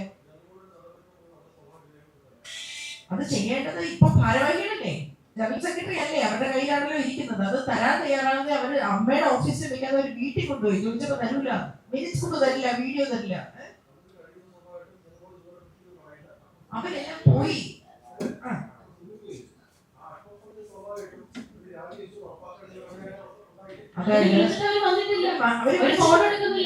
അഡ്വോ കമ്മിറ്റി എന്ന് പറയുന്നത് ആ പേര് നിങ്ങൾ പിന്നെ പറയണ്ട. അതായത് താൽക്കാലിക, ഞാൻ ആ റൂൾസ് വായിക്കാം. അത് റൂൾസ് വായിക്കാം. ഇതാണ് അതിനകത്ത് പറയുന്നത്. 4 റൂളാണ്. General body is the supreme authority in most societies. അതായത് ഇത് കാൺപൂർ കൊച്ചി സൊസൈറ്റി ആക്ടിൽ പറയുന്നതാണ്. they can accept the resignations, appoint an interim or ad hoc committee, appoint and nominate an administrator or returning officer, or conduct fresh elections within a specified period according to the bylaws. ഇത്രയും അധികാരം ഉണ്ട് apex ബോഡിയായ general ബോഡിക്ക്. അവരുടെ മുമ്പിലാണ് രാജിവെച്ചത്. അത് അവരാരും അവരുടെ കൂടെയുള്ള സമിതി ഞങ്ങൾ രാജിവെക്കുന്നില്ല എന്ന് പറയുകയൊന്നും ചെയ്തില്ല. ശ്വേത മേനോൻ എന്ന വ്യക്തി തിരിച്ചു വരുന്നു എന്ന് അറിഞ്ഞ നിമിഷം ജോയ് മാത്യു അടക്കം രാജിവെച്ചിട്ടുണ്ട്. അല്ല ആയിക്കോട്ടെ, പക്ഷെ രാജിവെച്ചിട്ടില്ല. കണക്ക് കഴിക്കാൻ പറയുന്നുള്ള ഭയത്തിലല്ലേ. എവിടെ പോയി ജോയ് മാത്യു എന്ന നട്ടലുള്ള പുരുഷൻ? എന്തിനാണ് ശ്വേത തിരിച്ചു വരുന്നത് ഇറങ്ങി പോയത്? രാജിവെക്കാതെ നിന്ന് ശ്വേതയുടെ കൂടെ ഞാനുണ്ട് എന്ന് പറഞ്ഞ് നിൽക്കാതെ നെഞ്ചു വിരിച്ച് എവിടെ പോയി? അതും പറയുന്നുണ്ട്. പുത്തരിച്ചതാരാണ്? ഇദ്ദേഹം പറയുന്നത് ആകെ ജനറൽ അവിടെ ഒരു പാർട്ടി നടത്തിയതാണ് കുറ്റം. പാർട്ടി നടത്തിയത് കുറ്റമാണ്. ആര് പറഞ്ഞു അവരുടെ പാർട്ടി നടത്താൻ? നമ്മൾ ആരുടെയും സൈഡല്ല പറയുന്നത്. എനിക്കൊന്നും ചെയ്യാൻ പറ്റിയില്ല, ഞാനിവിടെ ന്യൂനപക്ഷമായി പോയി, എനിക്കൊന്നും പറ്റിയില്ല, അതൊക്കെ എന്ത് ന്യായമാണെന്ന്. കൊക്കോ പരമേശ്വരൻ വൈസ് ചെയർമാനാകുന്നതിന് മുമ്പ് അമ്മയിലെ അംഗമായ പ്രേംകുമാറും ചെയർമാനായും വൈസ് ചെയർമാനായും പിന്നെ ചലച്ചിത്ര അക്കാദമിയിൽ ഇരുന്നിട്ടുണ്ട്. എന്നിട്ടൊന്നും അദ്ദേഹം ഇതൊന്നും ചെയ്തിട്ടില്ല. അവരെന്തോ ന്യായീകരിച്ചു. അവിടെ എന്തൊക്കെയോ എന്തോ പിന്നെ ഫെസ്റ്റിവലിന് ഇങ്ങനെ ഒരു ഡിന്നർ കൊടുത്തു കഴിഞ്ഞാൽ പിന്നെ മലയാള സിനിമയ്ക്ക് എന്തൊക്കെയോ കിട്ടും എന്നൊക്കെയാണ് പറയുന്നത്. അങ്ങനെയാണെങ്കിൽ പെഫ്ക എല്ലാ സംഘടനയും ചെയ്യണ്ടേ? തൽക്കാലം ഇതിനകത്ത് പരിഹാരം ഇത് റിസീവർ ഭരണത്തിലേക്ക് പോകുമെന്നൊക്കെ ഭീഷണി മുടക്കിക്കൊണ്ട് ചില യൂട്യൂബേഴ്സ് വന്നിട്ടുണ്ട്. ഇത് സത്യം പറഞ്ഞാൽ ഇത് മുടങ്ങരുത്. എത്രയും പെട്ടെന്ന് ചെറുപ്പക്കാരായ കുട്ടികൾ, ധ്യാൻ ശ്രീനിവാസന്റെ ഒക്കെ നേതൃത്വത്തിൽ ചെറുപ്പക്കാരായ കുട്ടികൾ ഇലക്ഷന് നിൽക്കണം, അവർ വരണം. ശ്രീ മോഹൻലാൽ, ശ്രീ മമ്മൂട്ടി, ശ്രീ സുരേഷ് ഗോപി എന്നിവർ അവരുടെ രക്ഷാധികാരികളായി ഇരുന്നുകൊണ്ട് ഈ സംഘടനയെ ഏറ്റെടുക്കണം എന്നാണ് ഞങ്ങൾക്ക് വിനീതമായി പറഞ്ഞത്. ഞങ്ങളുടെ എല്ലാവരുടെ അഭിപ്രായം അതാണ്. ചെറുപ്പക്കാർ വരണം എന്നുള്ളതാണ്. ഞാൻ വരാന്ന് പറഞ്ഞു. അല്ല ഞങ്ങൾ അത് അവർക്ക് ഇലക്ഷൻ കിട്ടാമല്ലോ. അവർ വേണമെങ്കിൽ അടുത്ത തവണ വന്ന് ഇലക്ഷൻ അവർ മത്സരിച്ചിരിക്കട്ടെ. ആരും പറയുന്നില്ല ശ്വേത ഇനി അവിടെ വരരുത്, പ്രാഥമിക അംഗത്വമൊന്നും രാജിവെക്കാൻ ഞങ്ങൾ അനുഭവില്ല. BJPയുടെ 2 കോടി രൂപ വച്ചുന്നു ഒരു ആരോപണമാണെന്ന് പറഞ്ഞിട്ട് പറയുകയാണ് ബാബുരാജ്. ഒറ്റ ഓട്ടം. അതെന്തിനത് ഞങ്ങളെ ഞെട്ടിപ്പോയി. എന്തിനാണ് ഇതാരും ഒന്നും ഞങ്ങൾ കണ്ടുപോലില്ല. ഓടുന്ന വേണ്ടിയിട്ടാണ് എന്താ സംഭവിച്ചതെന്ന് ചോദിക്കുന്നത്. ഒരുപാട് ബഹളം നടന്നുകൊണ്ടിരിക്കുകയല്ലേ, അടി അടി അടി അടി അടി. അപ്പൊ അതിനിടയ്ക്ക് ഇതെന്തിനെങ്കിലും ചോദ്യങ്ങൾ ചോദിക്കുകയാണ്. ജനറൽ ബോഡി ഇവരോട് ഓരോ ചോദ്യങ്ങൾ ചോദിക്കുകയാണ്. അത് വായിക്കില്ലാതെ ചോദിക്കുകയാണ്. നിങ്ങളുടെ കണക്ക് ചോദിക്കുമോ, ആ പൈസ എവിടെ പോയി, ഈ പൈസ എവിടെ പോയി എന്ന് ചോദിച്ചോണ്ടിരിക്കുമ്പോ പുള്ളിക്കാരി ഇറങ്ങി ഒറ്റ കൊണ്ട് അവിടെ വരെ പോയി ആരോ പറഞ്ഞ് തിരിച്ചു വിളിച്ചോണ്ട് വന്നു. അങ്ങനെ അവരെ ആക്ഷേപിക്കരുതായിരുന്നു. അതൊക്കെ വളരെ സങ്കടകരമായ കാഴ്ചയാണ്. അതൊക്കെ ഇതൊന്നും ഞാൻ പറയുന്നില്ല. പിന്നെ ബാബുരാജിനെ കുറിച്ച് ആരോപണം പറഞ്ഞിട്ട് ബാബുരാജിന്റെ കാലത്ത് കണക്കിൽ തെറ്റുണ്ടെന്ന് പറഞ്ഞു. അത് ബാബുരാജ് കൃത്യമായി കണക്ക് കൊടുത്തിട്ടുണ്ട്. കൂടാതെ ആ സമയത്ത് അവിടെ ഓഫീസ് സ്റ്റാഫായിരുന്ന അപ്പു എന്നൊരു സ്റ്റാഫ് ഉണ്ട്. അയാൾക്ക് ശമ്പളം കൊടുക്കാനുണ്ട്. അയാളെ കുറെ കണക്ക് കൊടുത്തിട്ടില്ല. അയാൾ കൊടുക്കൂല എന്ന് പറഞ്ഞു. ഈ ശമ്പളം കൊടുത്തു കഴിഞ്ഞാൽ അയാളെ കണക്ക് കൊണ്ട് ക്ലിയർ ചെയ്യും. അത് എത്രയോ പ്രാവശ്യം പറഞ്ഞതാണ്. പക്ഷെ അവർക്ക് കൊടുക്കാൻ തയ്യാറല്ലോ. ഇവരോട് ചോദിക്കുന്നത് നിങ്ങൾ ബാബുരാജിന് നോട്ടീസ് അയച്ചു കൊടുപ്പിച്ചിട്ടുണ്ടോ? ഇല്ല. ബാബുരാജിനോട് കണക്ക് വയ്ക്കാൻ നോട്ടീസ് അയച്ചോ? ഇല്ല. നിങ്ങൾ പിന്നെ എന്ത് അപ്പൂന്റെ ശമ്പളം കൊടുത്തോ? ഇല്ല. നിങ്ങൾ എന്ത് ചോദിച്ചാലും ഈ ഒരു റെട്ടേപ്പിസവും ഒന്നും നടന്നില്ല എന്നുള്ള ഉത്തരവാണ്. മനസ്സിലായില്ലേ? ഈ പിടിപ്പുകേട്, ജോയ് മാത്യുവിന്റെ തന്നെ വാക്കിൽ പറഞ്ഞാൽ പിടിപ്പുകേട്, കഴിവില്ലായ്മ, ഈഗോ, തമ്മിൽ കുത്ത്, ഇത് ചെളിവാരിയറിയും, ഇതിനൊന്നും അല്ലല്ലോ നമ്മൾ അവിടെ ഇരുത്തിയിരുന്നത്. വ്യക്തിപരമായി ഒരാളെ കാണുമ്പോൾ തന്നെ ഈ സ്ത്രീ ഉണ്ടല്ലോ, ഇവരിങ്ങനെയാണ്, നമ്മൾ കണക്ക് വയ്ക്കാൻ പറയും ഈ സ്ത്രീ വളരെ മോശമാണ്. അങ്ങനെ അതെന്താണത് മനസ്സിലാവുന്നില്ല. അങ്ങനെയൊന്നും അല്ല ഒരു പ്രസിഡന്റ് പെരുമാറേണ്ടത്. വളരെ അപക്വമായിട്ടാണ് ഇറങ്ങി ഓടിയതും രാജിവെക്കുന്നെന്ന് പറഞ്ഞതും. പക്വതയുള്ള ഒരു പ്രസിഡന്റിനെയാണ് നമ്മൾ പ്രതീക്ഷിക്കുന്നത്. ശ്വേതയിൽ നിന്ന് തീർച്ചയായിട്ടും ഞങ്ങൾ അതാണ് പ്രതീക്ഷിച്ചത്.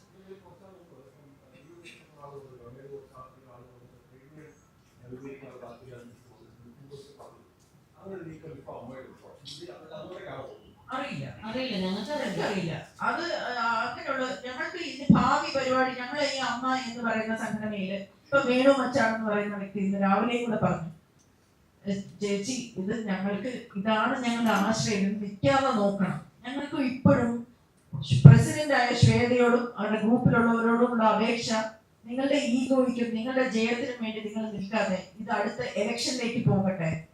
എന്നിട്ട് നിങ്ങൾ തന്നെ മത്സരിച്ച് ജയിക്കാൻ പറ്റുമെങ്കിൽ ജയിച്ചു വരുമെന്നാണ്. അപേക്ഷയാണ് കൈനീട്ടം കൈകൊണ്ടിരിക്കുന്ന ഒരുപാട് സഞ്ജീവനി പദ്ധതി ഞങ്ങളുടെ വിഷയം അതാണ്. ഈ സംഘടന പ്രതിസന്ധിയിൽ കൊണ്ട് നിർത്തരുത് അവരോട് അപേക്ഷിക്കുന്നത്. അതാണ് ഞങ്ങളുടെ വിഷയം. തൽക്കാലം ഈ തർക്കങ്ങൾ ഇവിടെ വെച്ച് നിർത്തിയിട്ട് ദയവ് ചെയ്ത് ഇലക്ഷനിലേക്ക് പോകും. അവിടെ നിങ്ങളുടെ തന്നെ പാനൽ മത്സരിച്ച് ജയിച്ചു വരും. വീണ്ടും അമ്മയിൽ പ്രൂവ് ചെയ്യാമല്ലോ.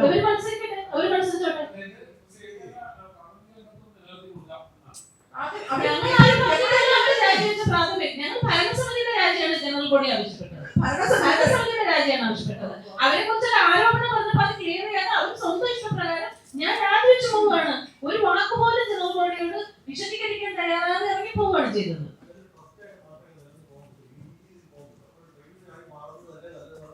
അതൊക്കെ മറ്റുള്ള തീരുമാനമാണ്. ഞങ്ങൾ 4 പേര് ജനറൽ ബോഡിയെ റെപ്രസെന്റ് ചെയ്ത് വന്നിരിക്കുന്ന ആൾക്കാരല്ല.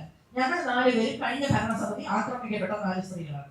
പലതരത്തിൽ ഞാനാണെങ്കിൽ CCTV വിഷ്വൽ മോട്ടിച്ചു കൊടുത്തത് ജനറൽ സെക്രട്ടറി പ്രസിഡന്റിനും കൂടെ പറയും. ശ്വേതമേനോനും ബുക്ക് പെർമിഷനും കൂടെ ഒരു ഓഡിയോ സംഭവിച്ചു.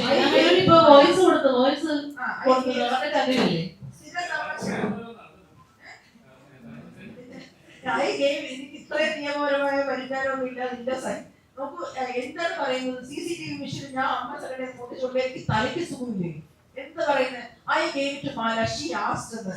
എന്നിട്ട് പിറ്റേ ദിവസം പറഞ്ഞു അത് പേഴ്സണൽ ഫോണിലെ ഒരു മെസ്സേജ് ആണ്. നമ്മുടെയൊക്കെ ഫോണിലെ പേഴ്സണൽ ഫോണിൽ നിന്ന് മെസ്സേജ് ലീക്ക് ആകുക എന്നല്ല, ഫോണിൽ മെസ്സേജ് അയക്കാന്ന് പറയുന്നത്. ഭയങ്കര ആർട്ടിസ്റ്റ് എങ്ങനെയാണ് അവിടെ ജനറൽ ബോഡിക്ക് ഞങ്ങൾ കണ്ടത് ജനറൽ ബോഡിക്ക് അന്ന് അവര് ഭയങ്കര സ്നേഹമായിരുന്നു അന്നത്തെ ദിവസം. ഇത് ആദ്യം കാര്യം പറയട്ടെ. ഇവര് തമ്മിലുള്ള അച്ചക്കമില്ല, പിന്നെ പരസ്പര വിശ്വാസമല്ല, പരസ്പര സ്നേഹമല്ല. ഈ അൻസിൽ ഒഴിച്ച് ബാക്കി 14 പേർക്കും പരസ്പര വിശ്വാസവും സ്നേഹവും ഒന്നുമില്ല. അച്ചക്കൊന്നും 7 അയൽക്കൂടെ പോയിട്ടില്ല.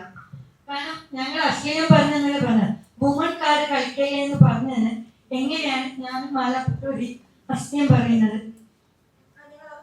ഞാനത് പറഞ്ഞു, വുമൺ കാർഡ് കളിക്കല്ലേ. പിന്നെ അത് മാത്രമല്ല, എന്റെ ആയുസ് കുറയുന്നു. ശ്വേതാ മേനൻ എനിക്കൊരു വോയിസ് മെസ്സേജ് അയച്ചു, എന്റെ ആയുസ് കുറഞ്ഞുകൊണ്ടിരിക്കുകയാണ്. ഞാൻ ഇപ്പോഴെങ്കിൽ ഇപ്പൊ ശ്വേത ചേച്ചി പോലെ തന്നെ അത് മീഡിയയിൽ വേണമെങ്കിൽ കൊടുക്കാം. എന്റെ ആയുസ് കുറഞ്ഞുകൊണ്ട് ഇപ്പൊ ഞാനത് ആ സമയത്ത് പറഞ്ഞു, ഇത് പറഞ്ഞ അശ്ലീലമാണോ? പിന്നെ ഇതേമാതിരി തന്നെ ഫെബ്രുവരി 13-ാം തീയതി അമ്മ കുടുംബസംഗമത്തിന്റെ റിഹേഴ്സൽ ക്യാമ്പില് ടിനിറ്റോ ചേട്ടൻ നീന പ്രൊപ്പിച്ചെ അശ്ലീലമായ ചീത്ത, അറയ്ക്കുന്ന ചീത്ത, അത് കൈ മുഷ്ടി ചുറ്റിക്കൊണ്ട് അവർ അടിക്കുന്ന. ഞാനാണ് നീന ചേച്ചിയെ ബാക്കിൽ നിന്ന് പിടിച്ചു വലിച്ചത്. 2 നടന്മാരും ടിനിച്ചേട്ടനെ പിടിച്ചു വലിക്കുകയായിരുന്നു. ഇത് നീന ചേച്ചി വളരെ കരഞ്ഞുകൊണ്ട് നമ്മുടെ പ്രസിഡന്റ് ശ്വേത ചേച്ചിയോട്, ശ്വേത ചേച്ചി എന്താ പറയുക, അശ്ലീലത്തിന് ഇതാണ് അശ്ലീലം, അതിന് വുമൺ കാർഡ് ഇറക്കുന്ന ശ്വേത ചേച്ചി എന്തുകൊണ്ട് നീന ചേച്ചിക്കും അൻസുബെ പോലെയുള്ള സ്ത്രീക്ക് ഒരു സപ്പോർട്ട് കൊടുക്കാതെ ടിനിറ്റോമിന് എന്തിനാണ് സപ്പോർട്ട് കൊടുത്തത്? അത് പല പ്രാവശ്യം നീന ചേച്ചി ട്രോമയിൽ പോയിട്ടുണ്ട്.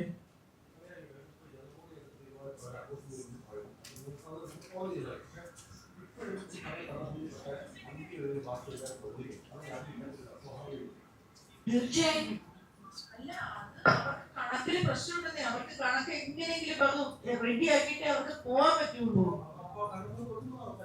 അല്ല, ഞാൻ പറയുന്നത് അവരുടെ ആവശ്യം അതാണ്. ഞാൻ പറയുന്നത് കോടതി എന്ത് തീരുമാനം എടുക്കുന്നത് എനിക്ക് എങ്ങനെ മുൻകൂട്ടി പ്രവചിക്കാൻ പറ്റും? അവർ കോടതിയിൽ എത്തിയിട്ടുണ്ടല്ലോ കാര്യങ്ങൾ. അതാ ഞാൻ പറഞ്ഞത്, അഡ്ഹോc കമ്മിറ്റി കണക്ക് കാണിക്കേണ്ട ആവശ്യമില്ല. കണക്ക് കാണിക്കേണ്ട ആവശ്യമില്ല. അവരൊന്നും നോക്കേണ്ട കാര്യമില്ല. അതിന് മുൻപ് ജനറൽ ബോഡിയിൽ പാസ്സായി പോയത് കണക്കുകളാണ്. അതേക്കുറിച്ച് അവര് ബേജാറാവേണ്ട ആവശ്യമില്ല. അവരിരുന്ന കാലത്ത് കണക്ക് മാത്രം അവർ ക്ലിയർ ആക്കിയാൽ മതി. ജനറൽ ബോഡിയിൽ പറഞ്ഞു. ഓക്കെ, ഞാനൊരു 2 മിനിറ്റ് നമ്മള് വൈൻഡ് ചെയ്യണം. ഒന്നാമത് ഞങ്ങൾ 1 മണിക്കൂർ ഇത് എടുത്തിട്ടുള്ളൂ. പിന്നെ ആൻസിലേക്ക് പോകണം. 10 മണി. എനിക്കൊരു കാര്യം കൂടെ പറയാനുണ്ട്. ഈ ഇവിടെ ചോദിച്ച ചോദ്യത്തിന് ഒരു ഉത്തരവാണ് നമ്മുടെ ശ്വേതാ മേനോനും കുക്കു പരമേശ്വരനും തമ്മിലുള്ള വിഷയം. തുടക്കം മുതൽ കുക്കു പരമേശ്വരനെ ശ്വേതാ മേനോൻ മെമ്മറി കാർഡിന്റെ ഒരു ഇഷ്യൂ നിലനിൽക്കുന്നത് അത് പറഞ്ഞ് ഭീഷണിപ്പെടുത്തുന്നുണ്ടായിരുന്നു എന്നുള്ളതാണ് എനിക്ക് മനസ്സിലാക്കാൻ കഴിഞ്ഞത്. അതുകൊണ്ട് കുക്കു പരമേശ്വരൻ ആ മെമ്മറി കാർഡിൽ നിന്ന് രക്ഷപ്പെടാൻ വേണ്ടിയിട്ട് ഒരു കള്ള റിപ്പോർട്ടാണ്, ഒരു കമ്മീഷനൊക്കെ ഉണ്ടാക്കിയിട്ട് ഞങ്ങളുടെയൊക്കെ മൊഴി എടുത്തിട്ട് ഒരു കള്ള റിപ്പോർട്ട് മരിച്ചുപോയ ലളിത ചേച്ചിയുടെ പേരിൽ കുക്കുവിനെ രക്ഷിക്കാൻ വേണ്ടിയിട്ട് അങ്ങനെ ഒരു റിപ്പോർട്ട് ഉണ്ടാക്കി വെച്ചിട്ടുണ്ട്. ആ റിപ്പോർട്ട് ഉണ്ടാക്കി വെച്ച് കഴിഞ്ഞു റിപ്പോർട്ട് ആയതിനു ശേഷം പിന്നെ കുക്കു ഏകാധിപതിയായി എന്നുള്ളതാണ് എനിക്ക് മനസ്സിലാക്കാൻ പറ്റിയത്. അതിനുശേഷമാണ് ഇവർ തമ്മിലുള്ള പ്രശ്നങ്ങൾ തുടങ്ങിയിട്ടുള്ളത്.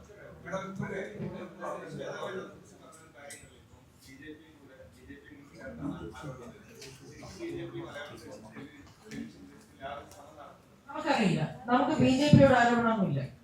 നമ്മൾക്ക് അവിടെ നടന്ന കാര്യങ്ങളെ അറിയുള്ളൂ. അവിടെ വർഗീയമായ പരാമർശം ഉണ്ടായിട്ടുള്ള കാര്യം അറിയാം.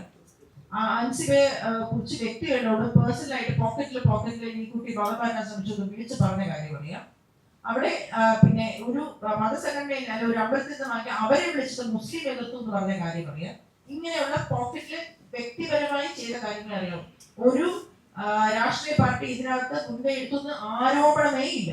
പിന്നെ ഒരു വലിയ ഒരു മൾട്ടിനാഷണൽ കമ്പനിയിൽ നിന്നും പണം കിട്ടുമായിരുന്നു 15 കോടി എന്ന് ഒരു BJP-യുടെ ഒരു സംസ്ഥാന അധ്യക്ഷ സംസ്ഥാന നേതാവ് സംസാരിക്കുന്നത് അത്ഭുതത്തോടെ ഞങ്ങൾ കേൾക്കുകയാണ്. എക്സിക്യൂട്ടീവ് കമ്മിറ്റിയിൽ പറയാത്ത കാര്യം. അത് 2020-യുടെ കാൻഡിഡേറ്റ് ആയിരുന്ന ലക്ഷ്മിപ്രിയ അവിടെ വിളിച്ച് പോക്കറ്റ്സിൽ വിളിച്ചിട്ട് ഓരോ വ്യക്തികളെ വിളിച്ചിട്ട് നമുക്ക് അദാനിയുടെ പൈസ വരുന്നുണ്ട് എന്ന് പറയുന്നതായും കേട്ടിട്ടുണ്ട്. അല്ലാതെ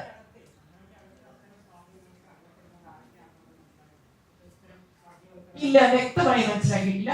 അതിന്റെ അന്വേഷണം നടക്കണമെന്ന് ഞങ്ങൾ ആഗ്രഹിക്കുന്നു. ആരൊക്കെയുണ്ട്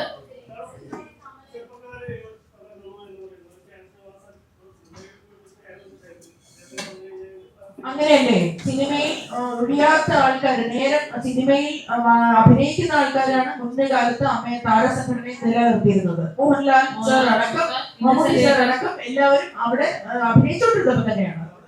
ഫ്രീ ആയിട്ടിരിക്കേണ്ടവരല്ല അമ്മയെ വരുന്നത്. അവരോട് തന്നെ ചെയ്യും. ജനറൽ ബോഡിയിൽ ലാലേട്ടൻ പറഞ്ഞിട്ടുണ്ടായിരുന്നു ഈ സംഘടന തകർക്കാൻ ആര് വിചാരിച്ചാലും നടക്കില്ല. ജനറൽ ബോഡിയുടെ ഒപ്പമാണെന്ന് പറഞ്ഞു. ഞങ്ങൾക്ക് പുറത്തുനിന്നൊരു സ്പോൺസറുടെ കയ്യിൽ നിന്ന് പൈസ വാങ്ങിച്ച് കൈനീട്ടം തരേണ്ട ആവശ്യമില്ല. ഈ ഇത്രയും കാലം അമ്മയുടെ കാര്യങ്ങളൊക്കെ നടന്നു പോയിരിക്കും, പെൻഷൻ ആയാലും എല്ലാം നടന്നു പോയിരിക്കുന്ന അവരുണ്ടാക്കിയ പൈസയാണ്. താരങ്ങളും സ്റ്റേജ് ഷോ നടത്തി ഉണ്ടാക്കിയ പൈസ ഇനിയും 5000 കൂട്ടാൻ വരുന്നതാണ്. അതും ഫണ്ട് ഉണ്ടാക്കാൻ അവർ തയ്യാറാണ്. മമ്മൂക്കയും ലാലേട്ടനൊക്കെ തയ്യാറാണ്. പിന്നെ എന്തിനാണ് ഇങ്ങനെ ഒരു പ്ലേ അവർ നടത്തി ഞങ്ങളെ താഴേക്ക് കൊണ്ടുപോകാൻ 1500 രൂപ സ്പോൺസറെ കൊണ്ടുവന്ന് 15 കോടി ഇങ്ങോട്ട് ഇൻവെസ്റ്റ് ചെയ്ത ആവശ്യം എന്താണ്? അപ്പൊ ഈ സംഘടന എങ്ങോട്ട് കൊണ്ടുപോകാനാണ് ഉദ്ദേശിക്കുന്നത്? എന്താണ് അവരുടെ പിന്നിലെ ഉദ്ദേശം? ഞങ്ങളെല്ലാവരെയും കൂടെ താഴേക്ക് കൊണ്ടുപോകുന്ന അതിന്റെ പിന്നിൽ വേറെ എന്തെങ്കിലും കളത്തിലുള്ളത് പിന്നെ തന്നെ ഞങ്ങൾ എന്ത് ചെയ്യും? ഒന്നാമത് ആദ്യത്തെ 4 ലെയറിലുള്ള 4 കസേരയ്ക്ക് അമ്മക്ക് പരസ്പരം ഇല്ലാതെ നടക്കാൻ പറ്റാത്തവരാണ്. ഇവരെയും കൊണ്ട് താഴേക്ക് ഇന്നത് പ്രീതിക്കാതെ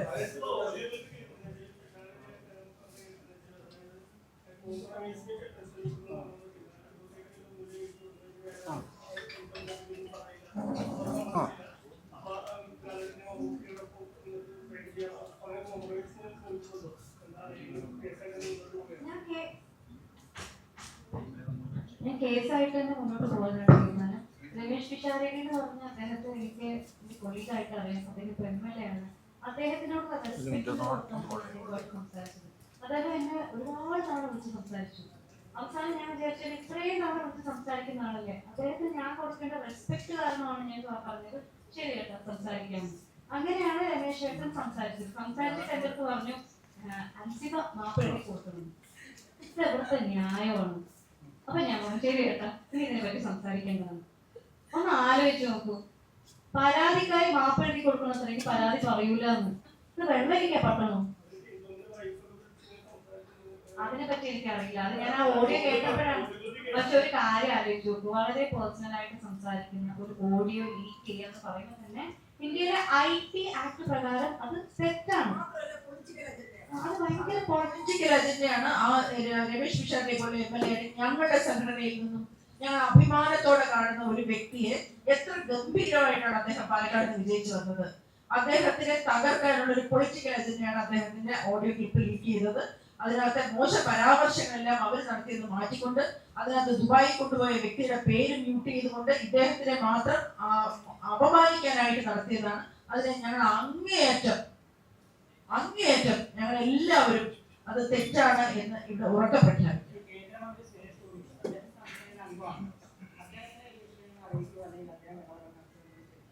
മാധ്യമങ്ങളിലൂടെ കണ്ടിരുന്നു അമ്മയെ തകർക്കാൻ ഞങ്ങൾ സമ്മതിക്കില്ല, ഞങ്ങളോട് മറ്റു കാര്യങ്ങൾ അറിയും.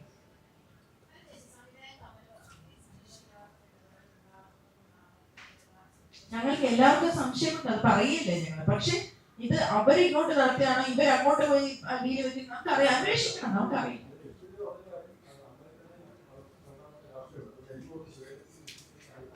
അതാ പറഞ്ഞ ഒരു തരത്തിലും അവരാരും അവരുടെ രാഷ്ട്രീയം അമ്മയിൽ നടത്തിയിട്ടില്ല.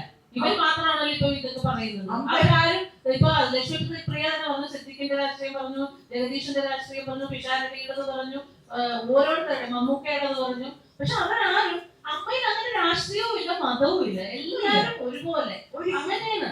അപ്പൊ അവിടെ കൊണ്ടുവന്ന് ഇതൊക്കെ ഇന്ന് വരെ നിങ്ങൾ ആരെങ്കിലും കേട്ടിട്ടുണ്ടോ മത തീവ്രവാദിയാണെന്ന് മറ്റൊരു അംഗം വേറൊരാളെ കുറിച്ച് പറയുന്നത്? അത് കണക്ക് പ്രശ്നമാണ്, രാജിവെച്ചത്. ഞങ്ങൾ കുറച്ച് പേര് 5 പേര് വിഷയമാണ് ഉയർത്തിപ്പിടിക്കുന്നത്.